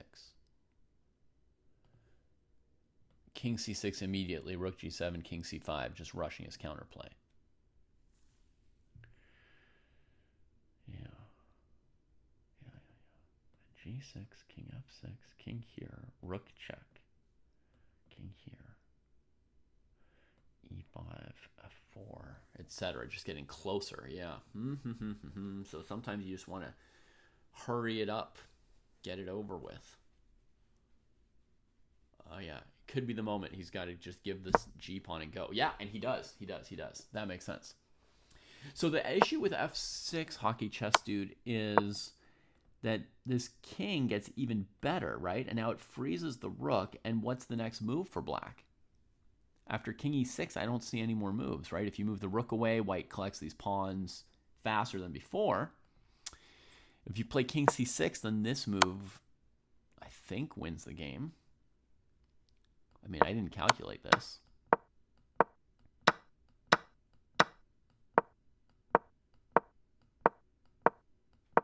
But yeah, it wins for white. So yeah, the e6 square is so good that once the king gets here, I think everything's just frozen for black. So, and furthermore, black decided waiting around, they're going to get frozen by the king like this, right? Against this, white can stop all counterplay for now. And then white's going to build up their strength, you see? They're going to get closer and closer with these pawns. So that was like the typical passive move, is just defend this pawn as long as you can. But Chitambaram says, in this kind of a scenario here, at some point, white's going to play, like rook f8, rook f7, king c5, b5, or white's going to play something like e6, pawn takes, king takes, king takes. And so giving white more time to bring these pawns a little further up the board, Aravind thinks that's just going to make life even worse for him when he eventually has to do a race. So he takes now as his best moment to start the race. And so it's going to go, rook g7, king c5. Then white has to win the h6 pawn to have any advantage, which gives black time for b5, rook takes h6, b4. And that passed pawn starts going pretty fast. So that's the scenario that Aravind has in mind. It makes sense. We get rook g7, king c5, and now king f6 first, b5. So if he goes rook f7, king f7, b4, e5, b3, e6, b2, e7, b1, e8 equals queen. That looks very risky for black. Let's say rook f7, king f7, king d6, trying to defend f4, only makes it worse for black. b4, e5, b3, e6, b2, e7, b1 here. The only check is queen h7, king f6. And black's out of checks as far as I can see. I think Prague can take on f7.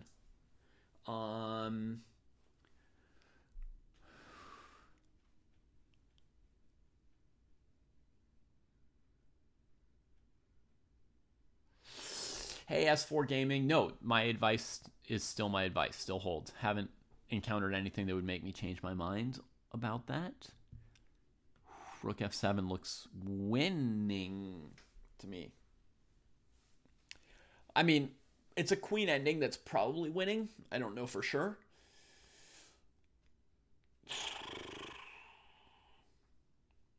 Yeah, you're welcome. Thanks for watching my video, and I expect it will pay off for you. Should be able to gain 900 points or so following that advice, I would expect.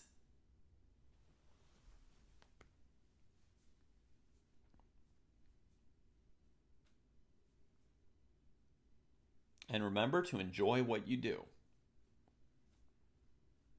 I don't remember for sure if I emphasized that enough in the video.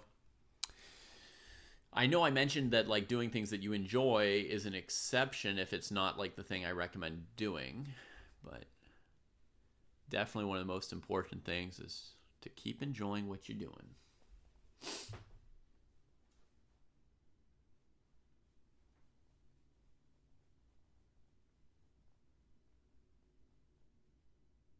Oh, queen b3 check at the end, and then taking the f-pawn. So queen b3, queen e6, queen f3, queen f5 check, queen takes, g takes, h5, f6, h4, king g6, h3, f7, h2, queens with check. Oh my god. Okay, that came through. I'm glad to hear that for sure. e5 played. All right, folks. Here's the variation I just calculated. Takes, here, here, here, here, here, here, here. This is an example of the longest you can basically ever calculate in chess because it's got multiple pawn races. We block here, here, here, here, here, here, here, here, here, here, here, here. Queens with check, king moves somewhere, queen here winning. That was a 13-move variation.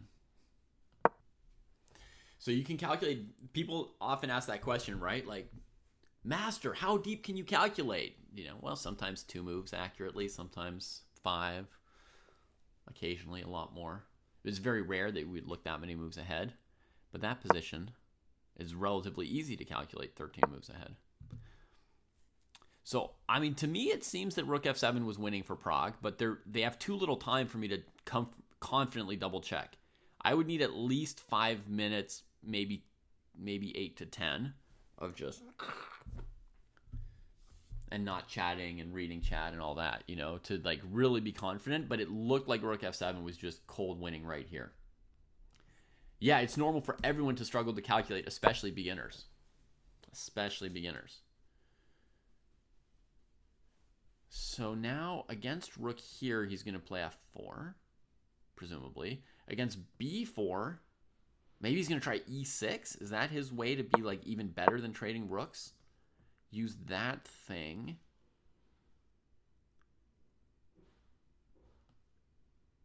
To get into this sort of a scenario. But then this is messy to calculate.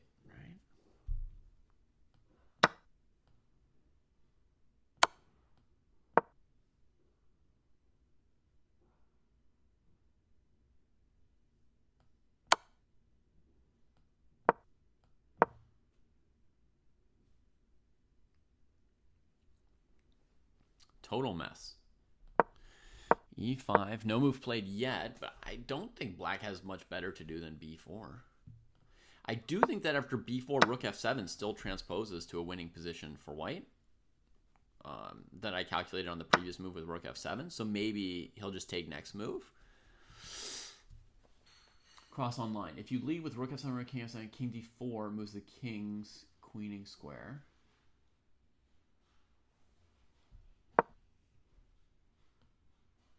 Rook f7 takes. Oh, yeah, I said this was worse, but this might be better because you can't play f4 here. So then you have to go king back, for example. Boom, boom, boom, boom, boom, boom, boom, boom. And then is there some queen move that gets this pawn? That's the issue. There's not a huge supply of checks here, right? In the normal course of events, I suspect white wins this endgame 2 against 1 with queens. This was the endgame that I wasn't like sure of no matter what, right? My general concept was with the white king closer to the pawns than the black king, that this endgame would normally be winning. Black can't trade queens. You know, white's queen comes in the middle of the board. White wins the h pawn. And black's in, you know, checks are in short supply here. But it's not like there's none of them.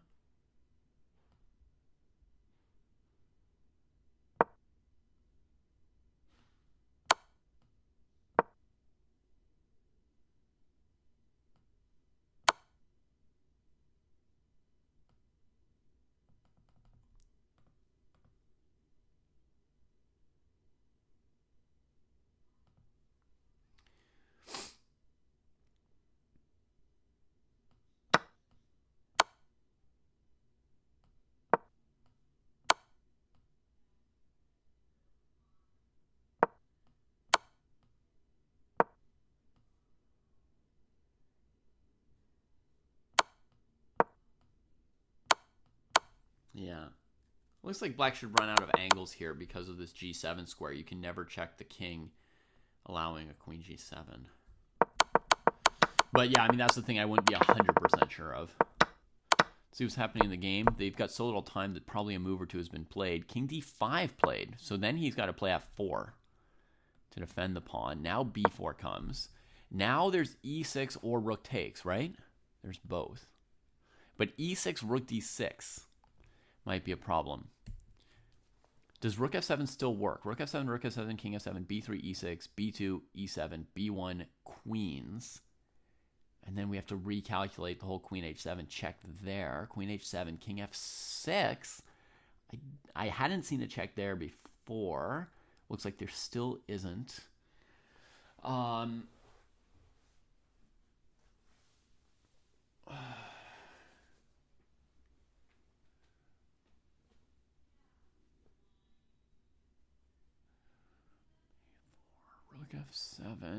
Rook f7, king f7.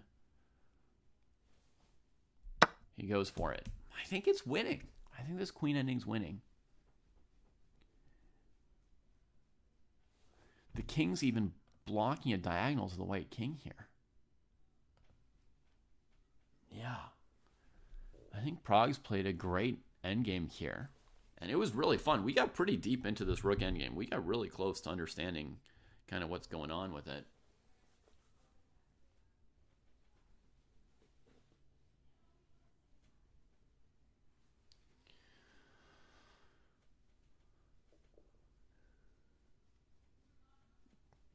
Oh, Charlie, you're not a beginner anymore. No. You're an experienced chess player.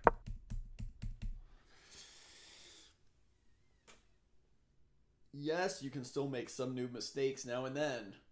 But think of how far you've come, all the things you've learned. No. There's like 100 million ways in which you're not a beginner, you know?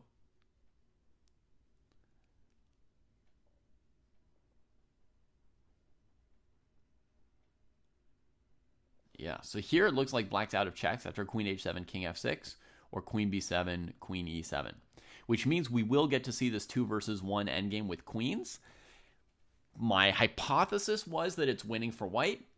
I would also guess that there's still some skill required. Like you have to do some calculations. You can't take your hands off and just let it win on its own.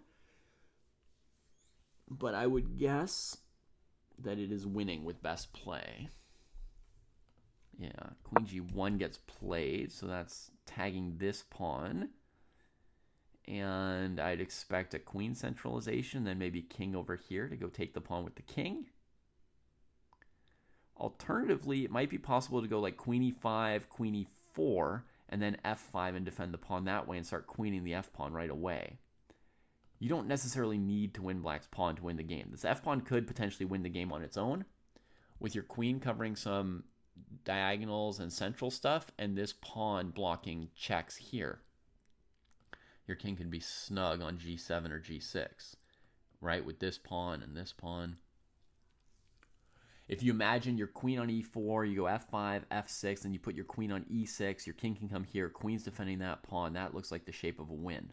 So I think queen e5 to e4 and then f5 makes a lot of sense. And I think queen e6, king g6 also looks winning.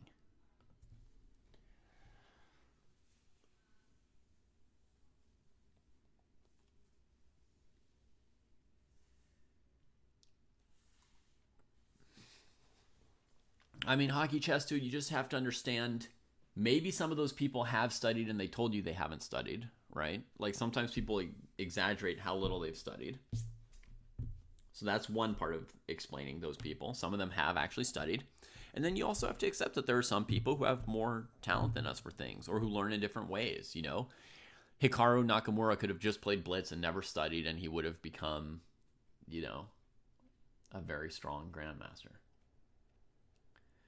And we could have studied for hundreds of hours and maybe not reached the same level. So it's okay that there are some people who have some more talent than us. It's not, you know, doesn't mean we can't enjoy the game. Prague investing quite a bit of time on this move as far as I can tell. It does seem like two very different approaches, right? Queen defends the pawn and the king goes after this pawn, or queen centralizes herself and then just concentrates on pushing the f-pawn. I would probably go for that, but it's basically just instinct.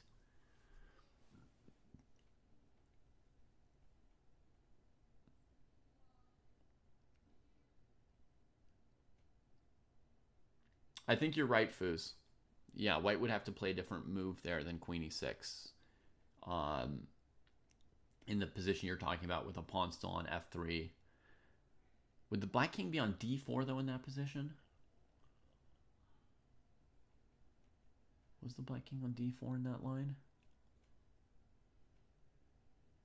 Hikaru's stepdad is a great chess coach, right? So surely he did other things. Okay, queen e5.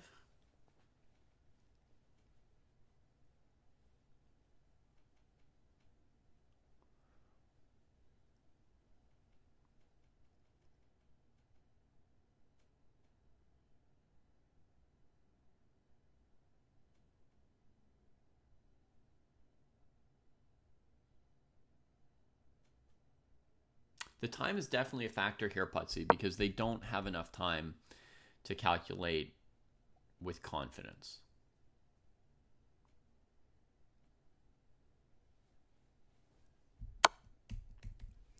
So Prague uses my first idea, queen e5, e4, and then f5. But yeah, he's got a minute, and to win this endgame, white's going to have to calculate these variations where you get out of perpetual. You know what I mean? Like, your opponent checks, you move here, they check, you move here, they check, you block. And then, oh, they run out of checks, right? But those lines are some of the hardest lines in all of chess to calculate, so a minute is definitely a factor that he cannot calculate those lines as deeply as he'd like. Chitambaram doesn't know if it matters what square his king goes to, because the position of the black king is going to determine what counter checks there are for white, right? Like if you put your king here, then you can't check on this diagonal because of queen e6 block, right? But if you put your king here, then you can't check on d7 because of queen e7. So he knows that what square he picks kind of matters. c5 is similar, right? You won't be able to check on the 7th rank because of queen e7 block. He knows that it might matter what square he puts his king on. Unfortunately, he's lost no matter where he puts his king, but because he's thinking about it, and it might matter, and it might make things easier or harder for Prague, by thinking about it, he's giving Prague some time to think, you see? So it's a tough spot. And I think eventually, the odds are he'll probably lose. F5, F6. It looks like a good plan. Looks like there's lots of angles for hiding this king. Maybe he has to play like H5 to sack the pawn just to get rid of the G pawn. But there's very few scenarios where that's going to work either. The worst case is you play H5 when white can readjust the queen with checks and then push G5. So this is the only game in the top master section that's still going, Victor Benny. I haven't checked the challengers yet today because I've been so busy, but I will have a glance at it a little bit later.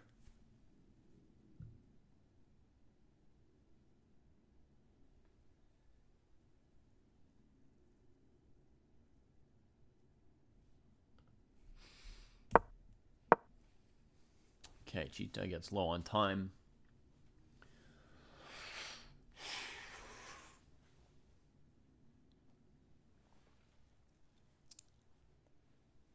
I feel fairly confident, and I feel like with a 30-second increment, I'd be feeling good at the board too. Like, this is going to be the one queen ending I play well in my life. I'm going to get this one. I'm going to get this one down right. It's within reach. The queen's centralized. This pawn's coming. This pawn provides extra covered angles. In theory, without these two pawns, this position is a win, I think. F5, F6. But very, very tricky. I think these pawns help white quite a lot. So I'm pretty confident it's winning. Chooses B5. So he can check here. And he can check here. But also the king's going the furthest away possible. Now, I would just play F5 very quickly if I were Prague here. Surprised that he's thinking about this. Oh, because there's Queen A7. A check has been revealed immediately. Okay, so F5, check, king here.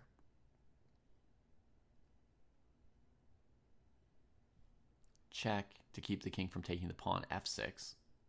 Nah, there's nothing to think about. Let's go. Woo! Does it. But he did think about it, which I would say he shouldn't have.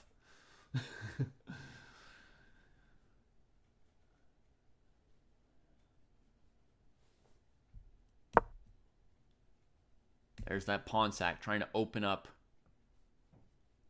checks against the king on this file, right? It's desperation. You're definitely lost down 2 pawns, but he's trying to create practical chances by having that file open for checks. And this is where if I were white, I would love to somehow check the king enough to play G5. But I don't really see how to do it. You could also leave this pawn. And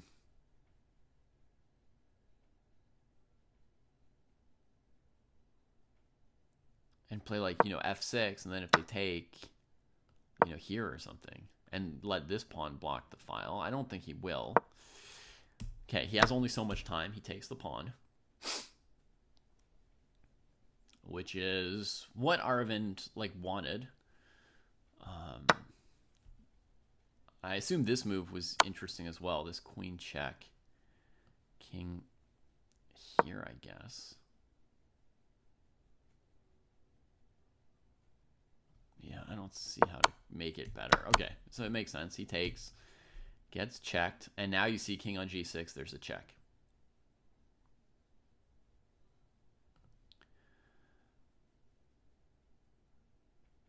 So maybe now he does this.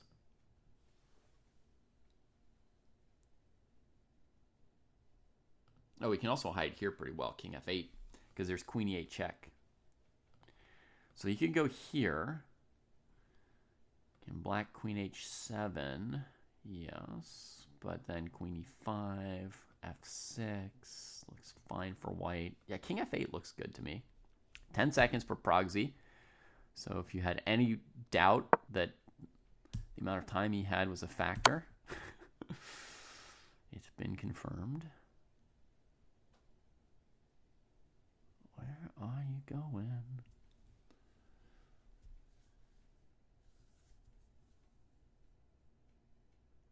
Ooh, I would have to do some digging, Shirogorov. I'm not sure that I know where it is right now. And he repeats. Repeats while losing time instead of gaining time.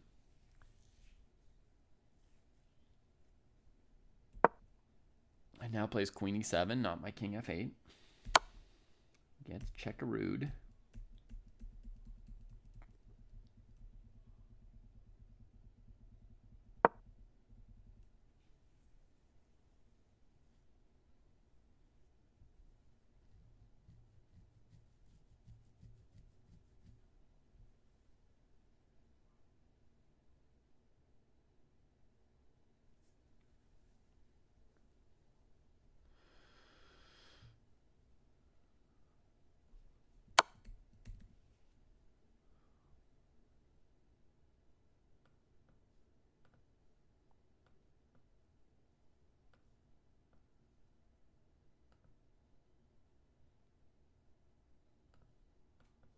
Check here, check here.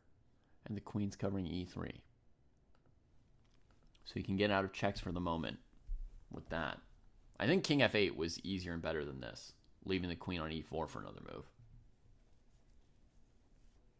You always want to use these like tricks to cover extra squares if you can. Now he goes king f8. But now against queen c5, you can't block. I guess there was always, you know, if he'd gone here to begin with the queen here, was there still this move always? Yeah.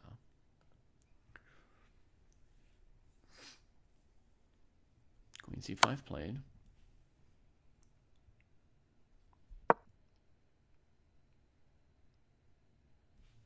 King e8. Wow, that's why you put the queen here. All right.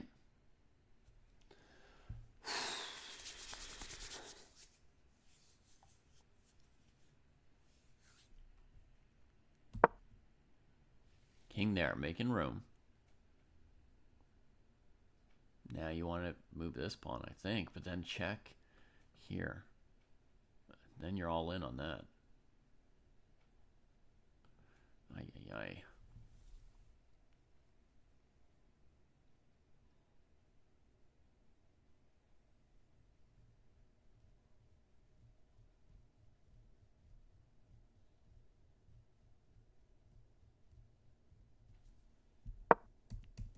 Okay, Prague is loath to give up the second pawn, so he pushes it instead of giving it.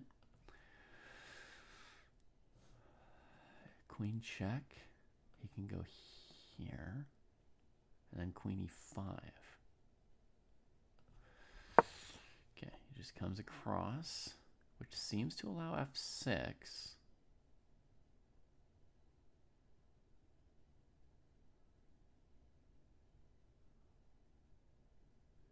Queen check is also interesting. King has to go to b4. Queen d4, king here. And the king just runs away from the area. Yeah. So we don't want to do that for black. Right now the king can't run, so this makes sense. But he's wondering about this move too. No, queen takes. That's the whole point. So f6. 30 seconds for Prague. Where's black going to play if f6?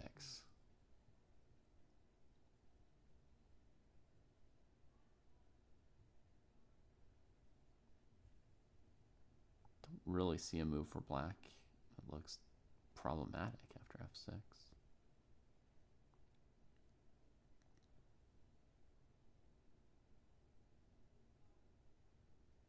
Yeah, f6 is fine. 4 seconds left. Good God. 2 seconds left.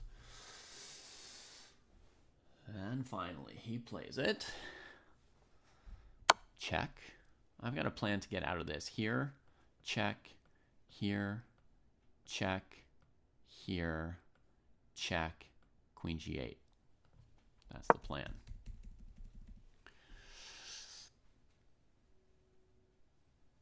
Man, it would be fun to play this game, wouldn't it? Less nerve-wracking than watching it. More fun just to play it yourself.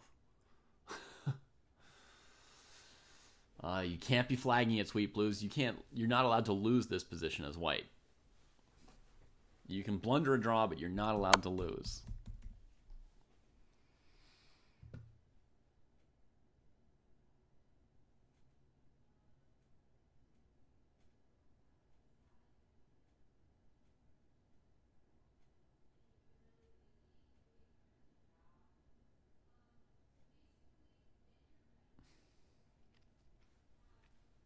Man, Prague has gotten himself so low on the clock playing this one out. He's gone down to his final couple seconds. He's been playing it a little bit slower than I would have probably done it, but there's an element where you're playing a little faster. Like, one element is like, you know, I got to save time and put pressure on the opponent, but another reason people sometimes play a little faster at this point is because secretly they just don't want to keep working. They're just like, let's hope that works. You know, a little bit of just hoping. So he does show great psychological toughness.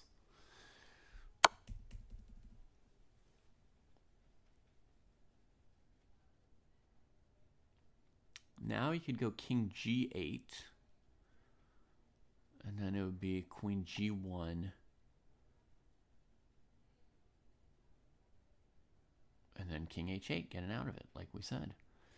And queen g5, king h7 also gets out of all checks. Yeah, so he comes across.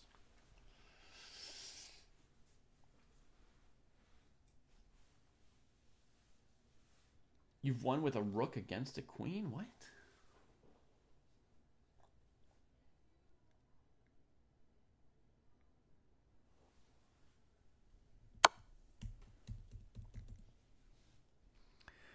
Now going to the 8th rank makes sense.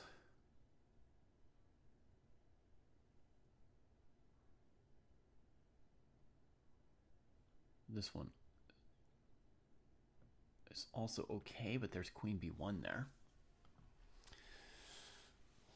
I think king h8. Oh yeah, king h8's definitely right. King h8's definitely right, because even if they attack your h pawn in some variation, you can play f7 and defend it.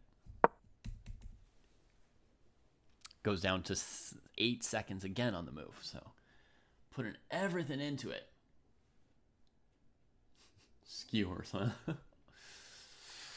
Skewers. 4 minutes for Aravind.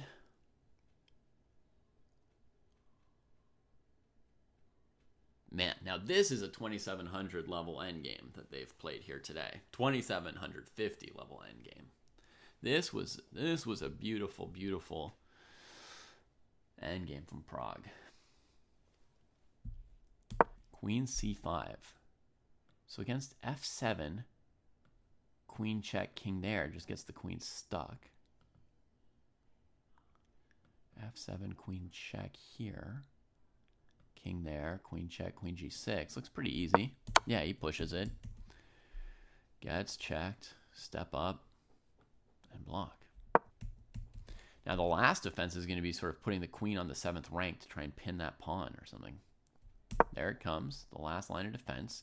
And now you can play queen f6, covering the long diagonal, and then put the king on h8. Easy as you like. That's the end.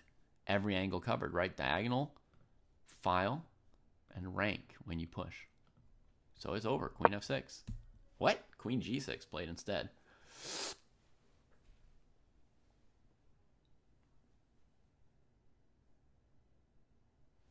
Resignation came in.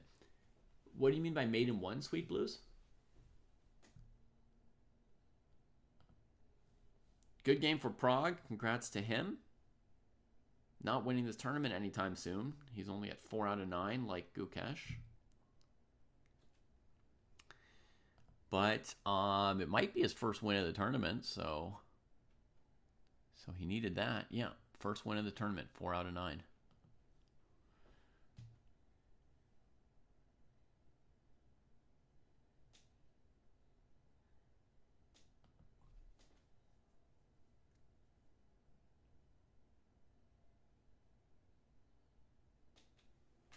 H7 mate in one.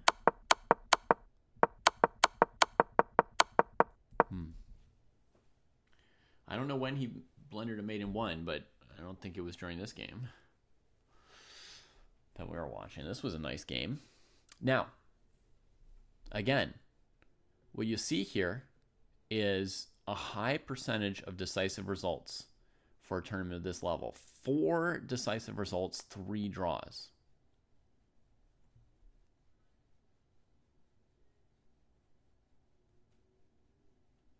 If he plays played h7. Oh, there was a moment where he could have, but didn't. Is that right?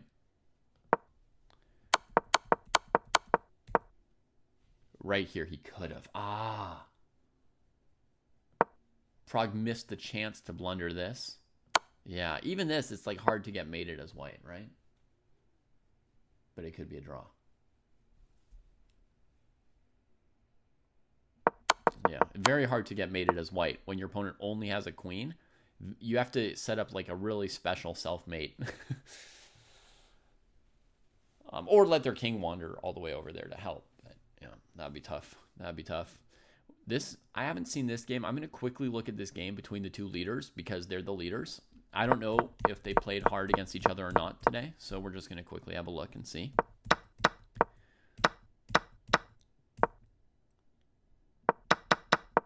Okay, here Sindarov thought for like half an hour. Sacked the pawn. Develops.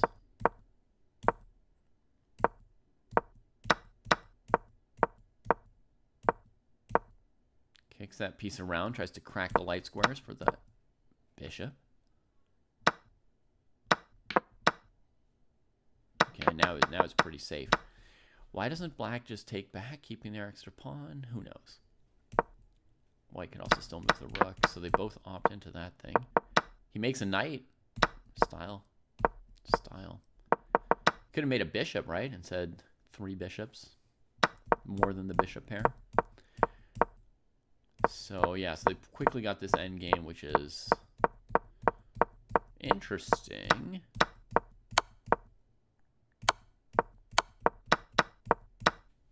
White avoids a repetition. And, yeah, holds on for a draw. It seems like a pretty real game. Sindarov was down to 4 minutes. Noterbeck was more confident, was using the clock as a weapon a little bit. Had extra time on the clock. He was confident in his position. So it seems like it was Sindarov who really tried to win that game. He used all his time trying and couldn't break through. Now, let's have a look at today's challengers section. AKA the B section. E6. Hang on. Let me see that real quick. B takes C6, B takes C6, E6. Yeah, totally, Pussy. Have a good evening.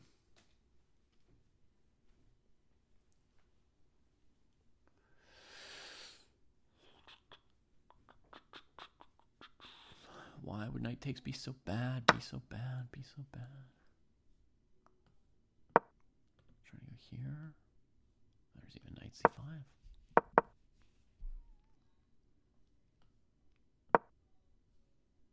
I guess it's just slower to untangle stuff now.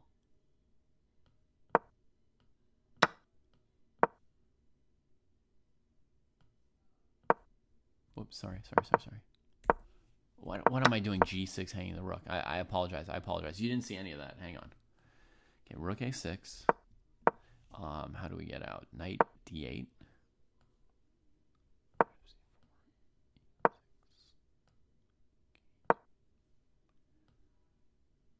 Interesting. Pozitsyansk. Whenever that bishop comes out, you get this. And black stays. That's weird. Huh. Hard to be sure, but that is weird. And I can see how there's some difficulty for black. Let's go to round 9, see how Oro and Carissa did. Oro lost. Again. Wow, he's lost like 3 games in a row? Faustino. 3 games in a row. Oof. Oof. Rough. Carissa stops the slide with a draw.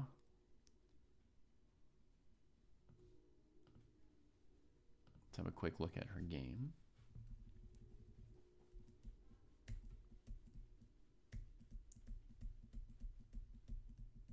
It's a very simplified position. Bibisara playing it like an engine. So does Carissa.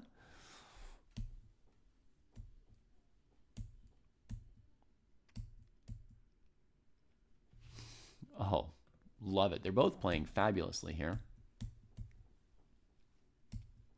Really trying to get knights off the board.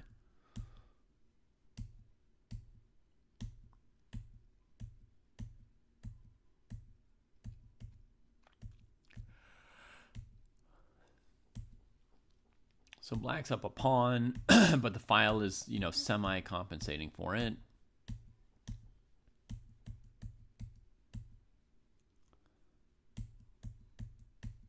Goes to the rook ending, hoping to press. Still up a pawn. She should be like winning here, Carissa.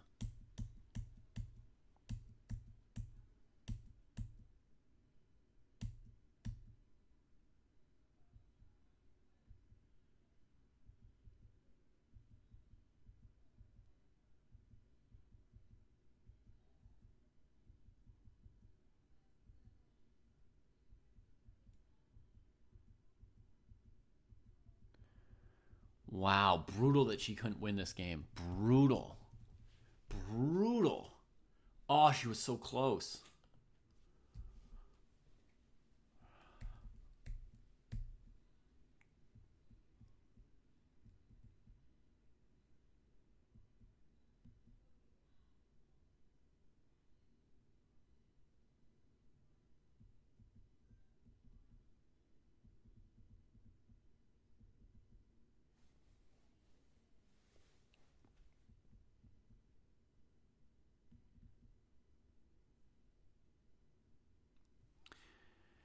If she brings the king up here, there's this check. So she comes here first, then black gets behind.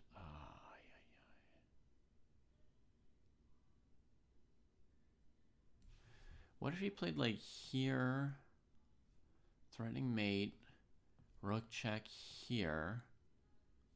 A7's what black's going to play to not give her that right away. And that's just like the game. Maybe she pushed this h-pawn too much.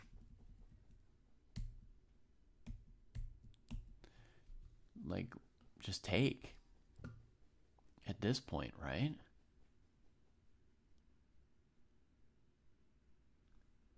Then which way does white go? Defending this pawn. It just looks like a simpler move.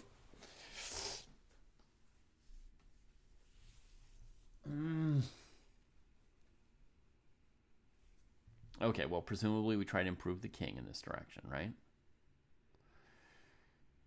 Then I'd be inclined to go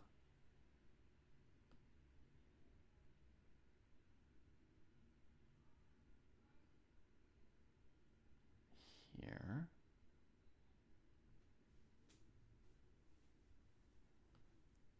Could possibly get checked, but who knows if it matters.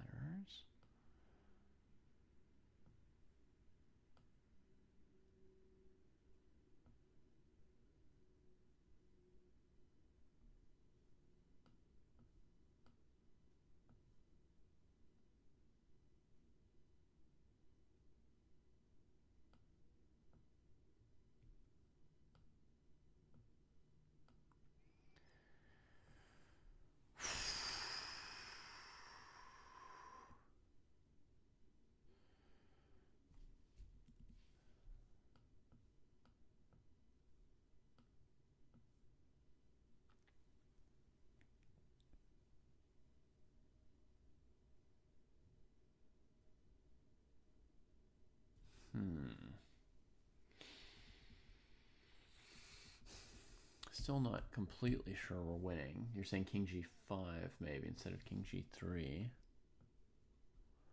Right, keep the rook there. Now if you push, the king does get over still. Feels like what you want to do is this. It depends on the position things evolve. In theory, even without this pawn, this endgame is drawable for white. Actually, right? With the king here. But very hard to do. So she's probably not quite winning at any point here. It looks so close, though. Ugh.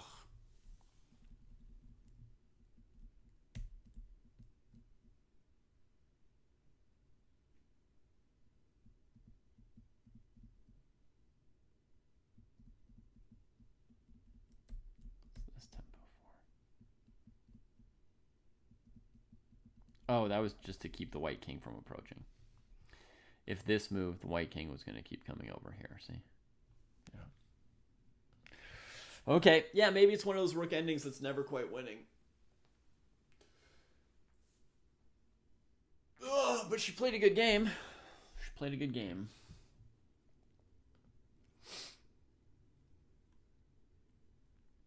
Then, Andy Woodward.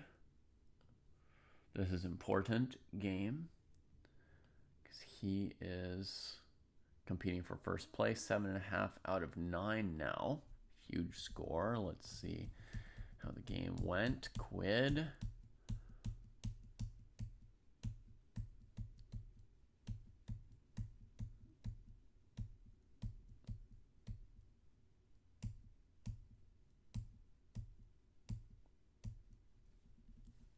Why does this provoke him?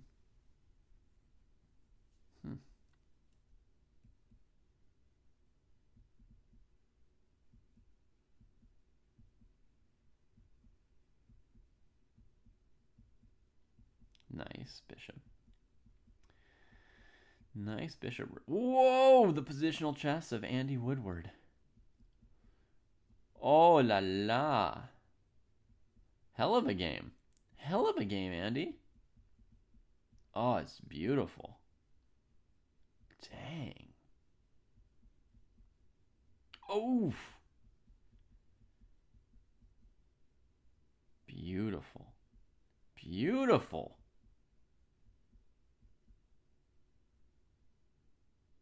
This game is exquisite. Dang.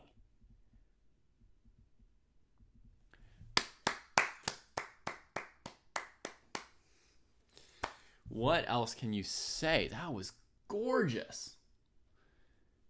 Gorgeous. Whew. Goodness. Goodness me, oh my.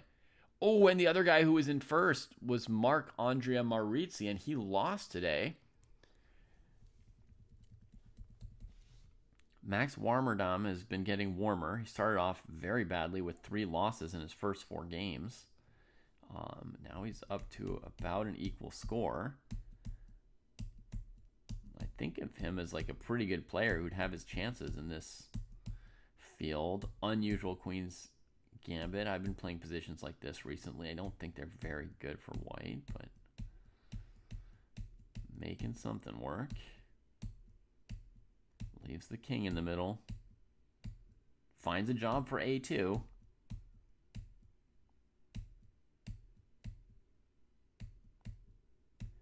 A little bit of a pawn mask coming. Bully the knight from F6.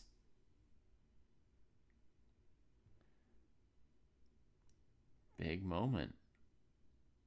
So I think the idea is if FE, he's going to take twice here and then go rook D7. Not recapture on E6. Oh, black does take there. Okay, rook G7, right? Yep. Got it. Hello, rook here. Now. There might be rook E7.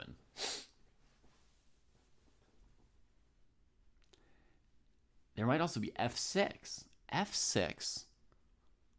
F6. Oh yeah, F6 wins a piece. Doesn't play it. Oh man. Maybe his move's even more winning, but this move wins, right? Game over.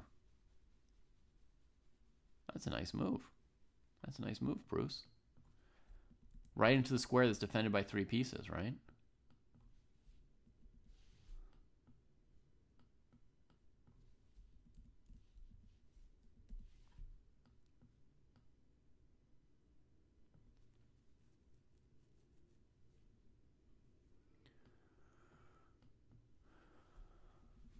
Okay, so F6 winning a full piece. It was move 37. Maybe he missed it because, like, if you see that move, the game is over at this level. F6, done. Queen G4, he's going to put a pawn on E6. It looks also just winning. Some checks. Threatens rook E7. The queen can't get over to defend. Oh, he's got just a winning position. Checks here. Checks him here, checks him. Beautiful. Beautiful, Max. Beautiful. I think what he did was just as winning as f6. I don't think it really mattered. His way, he has to do like an easy calculation a couple moves later because he just gets to play with this extra pawn on e6, which is sort of like a crushing advantage with the queen stuck over here. But f6, yeah, equal. f6 and queen g4 equally winning. There, nice. Nice game for Max. Unfortunate for Maurizi, who really, I think he was a half a point behind Van Nguyen last year. Maurizi was. So this year, you know, he's trying to win the tournament. That's his only goal here, is to win that tournament.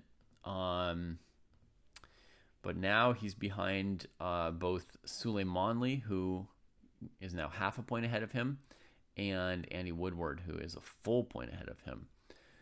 Erwin Lamy finally wins. How did Ivanchuk do? Draw. And Liu Miaoyi won a game. Wow, she's got 0 draws in 9 games. The young Chinese girl. Impressive. Okay, folks, so that's my rundown of Wijk on Zee round 9.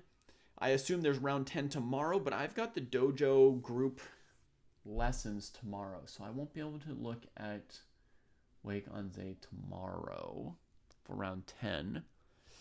Maybe round 11 on Thursday will work out for me. I think it should, if there's a round on Thursday. Let's check my calendar and Wijk on Zee's calendar. My calendar says I'm available Thursday morning to stream. And their schedule says that they do have a round on Thursday. Cool. Wait, round 9 is today. Round 10 is tomorrow. They don't have a round on Thursday. They have round 11 on Friday. Okay. So Friday I'll be able to look at a little bit of it. But we have our dojo meeting. Okay. So that's that for that, my friends.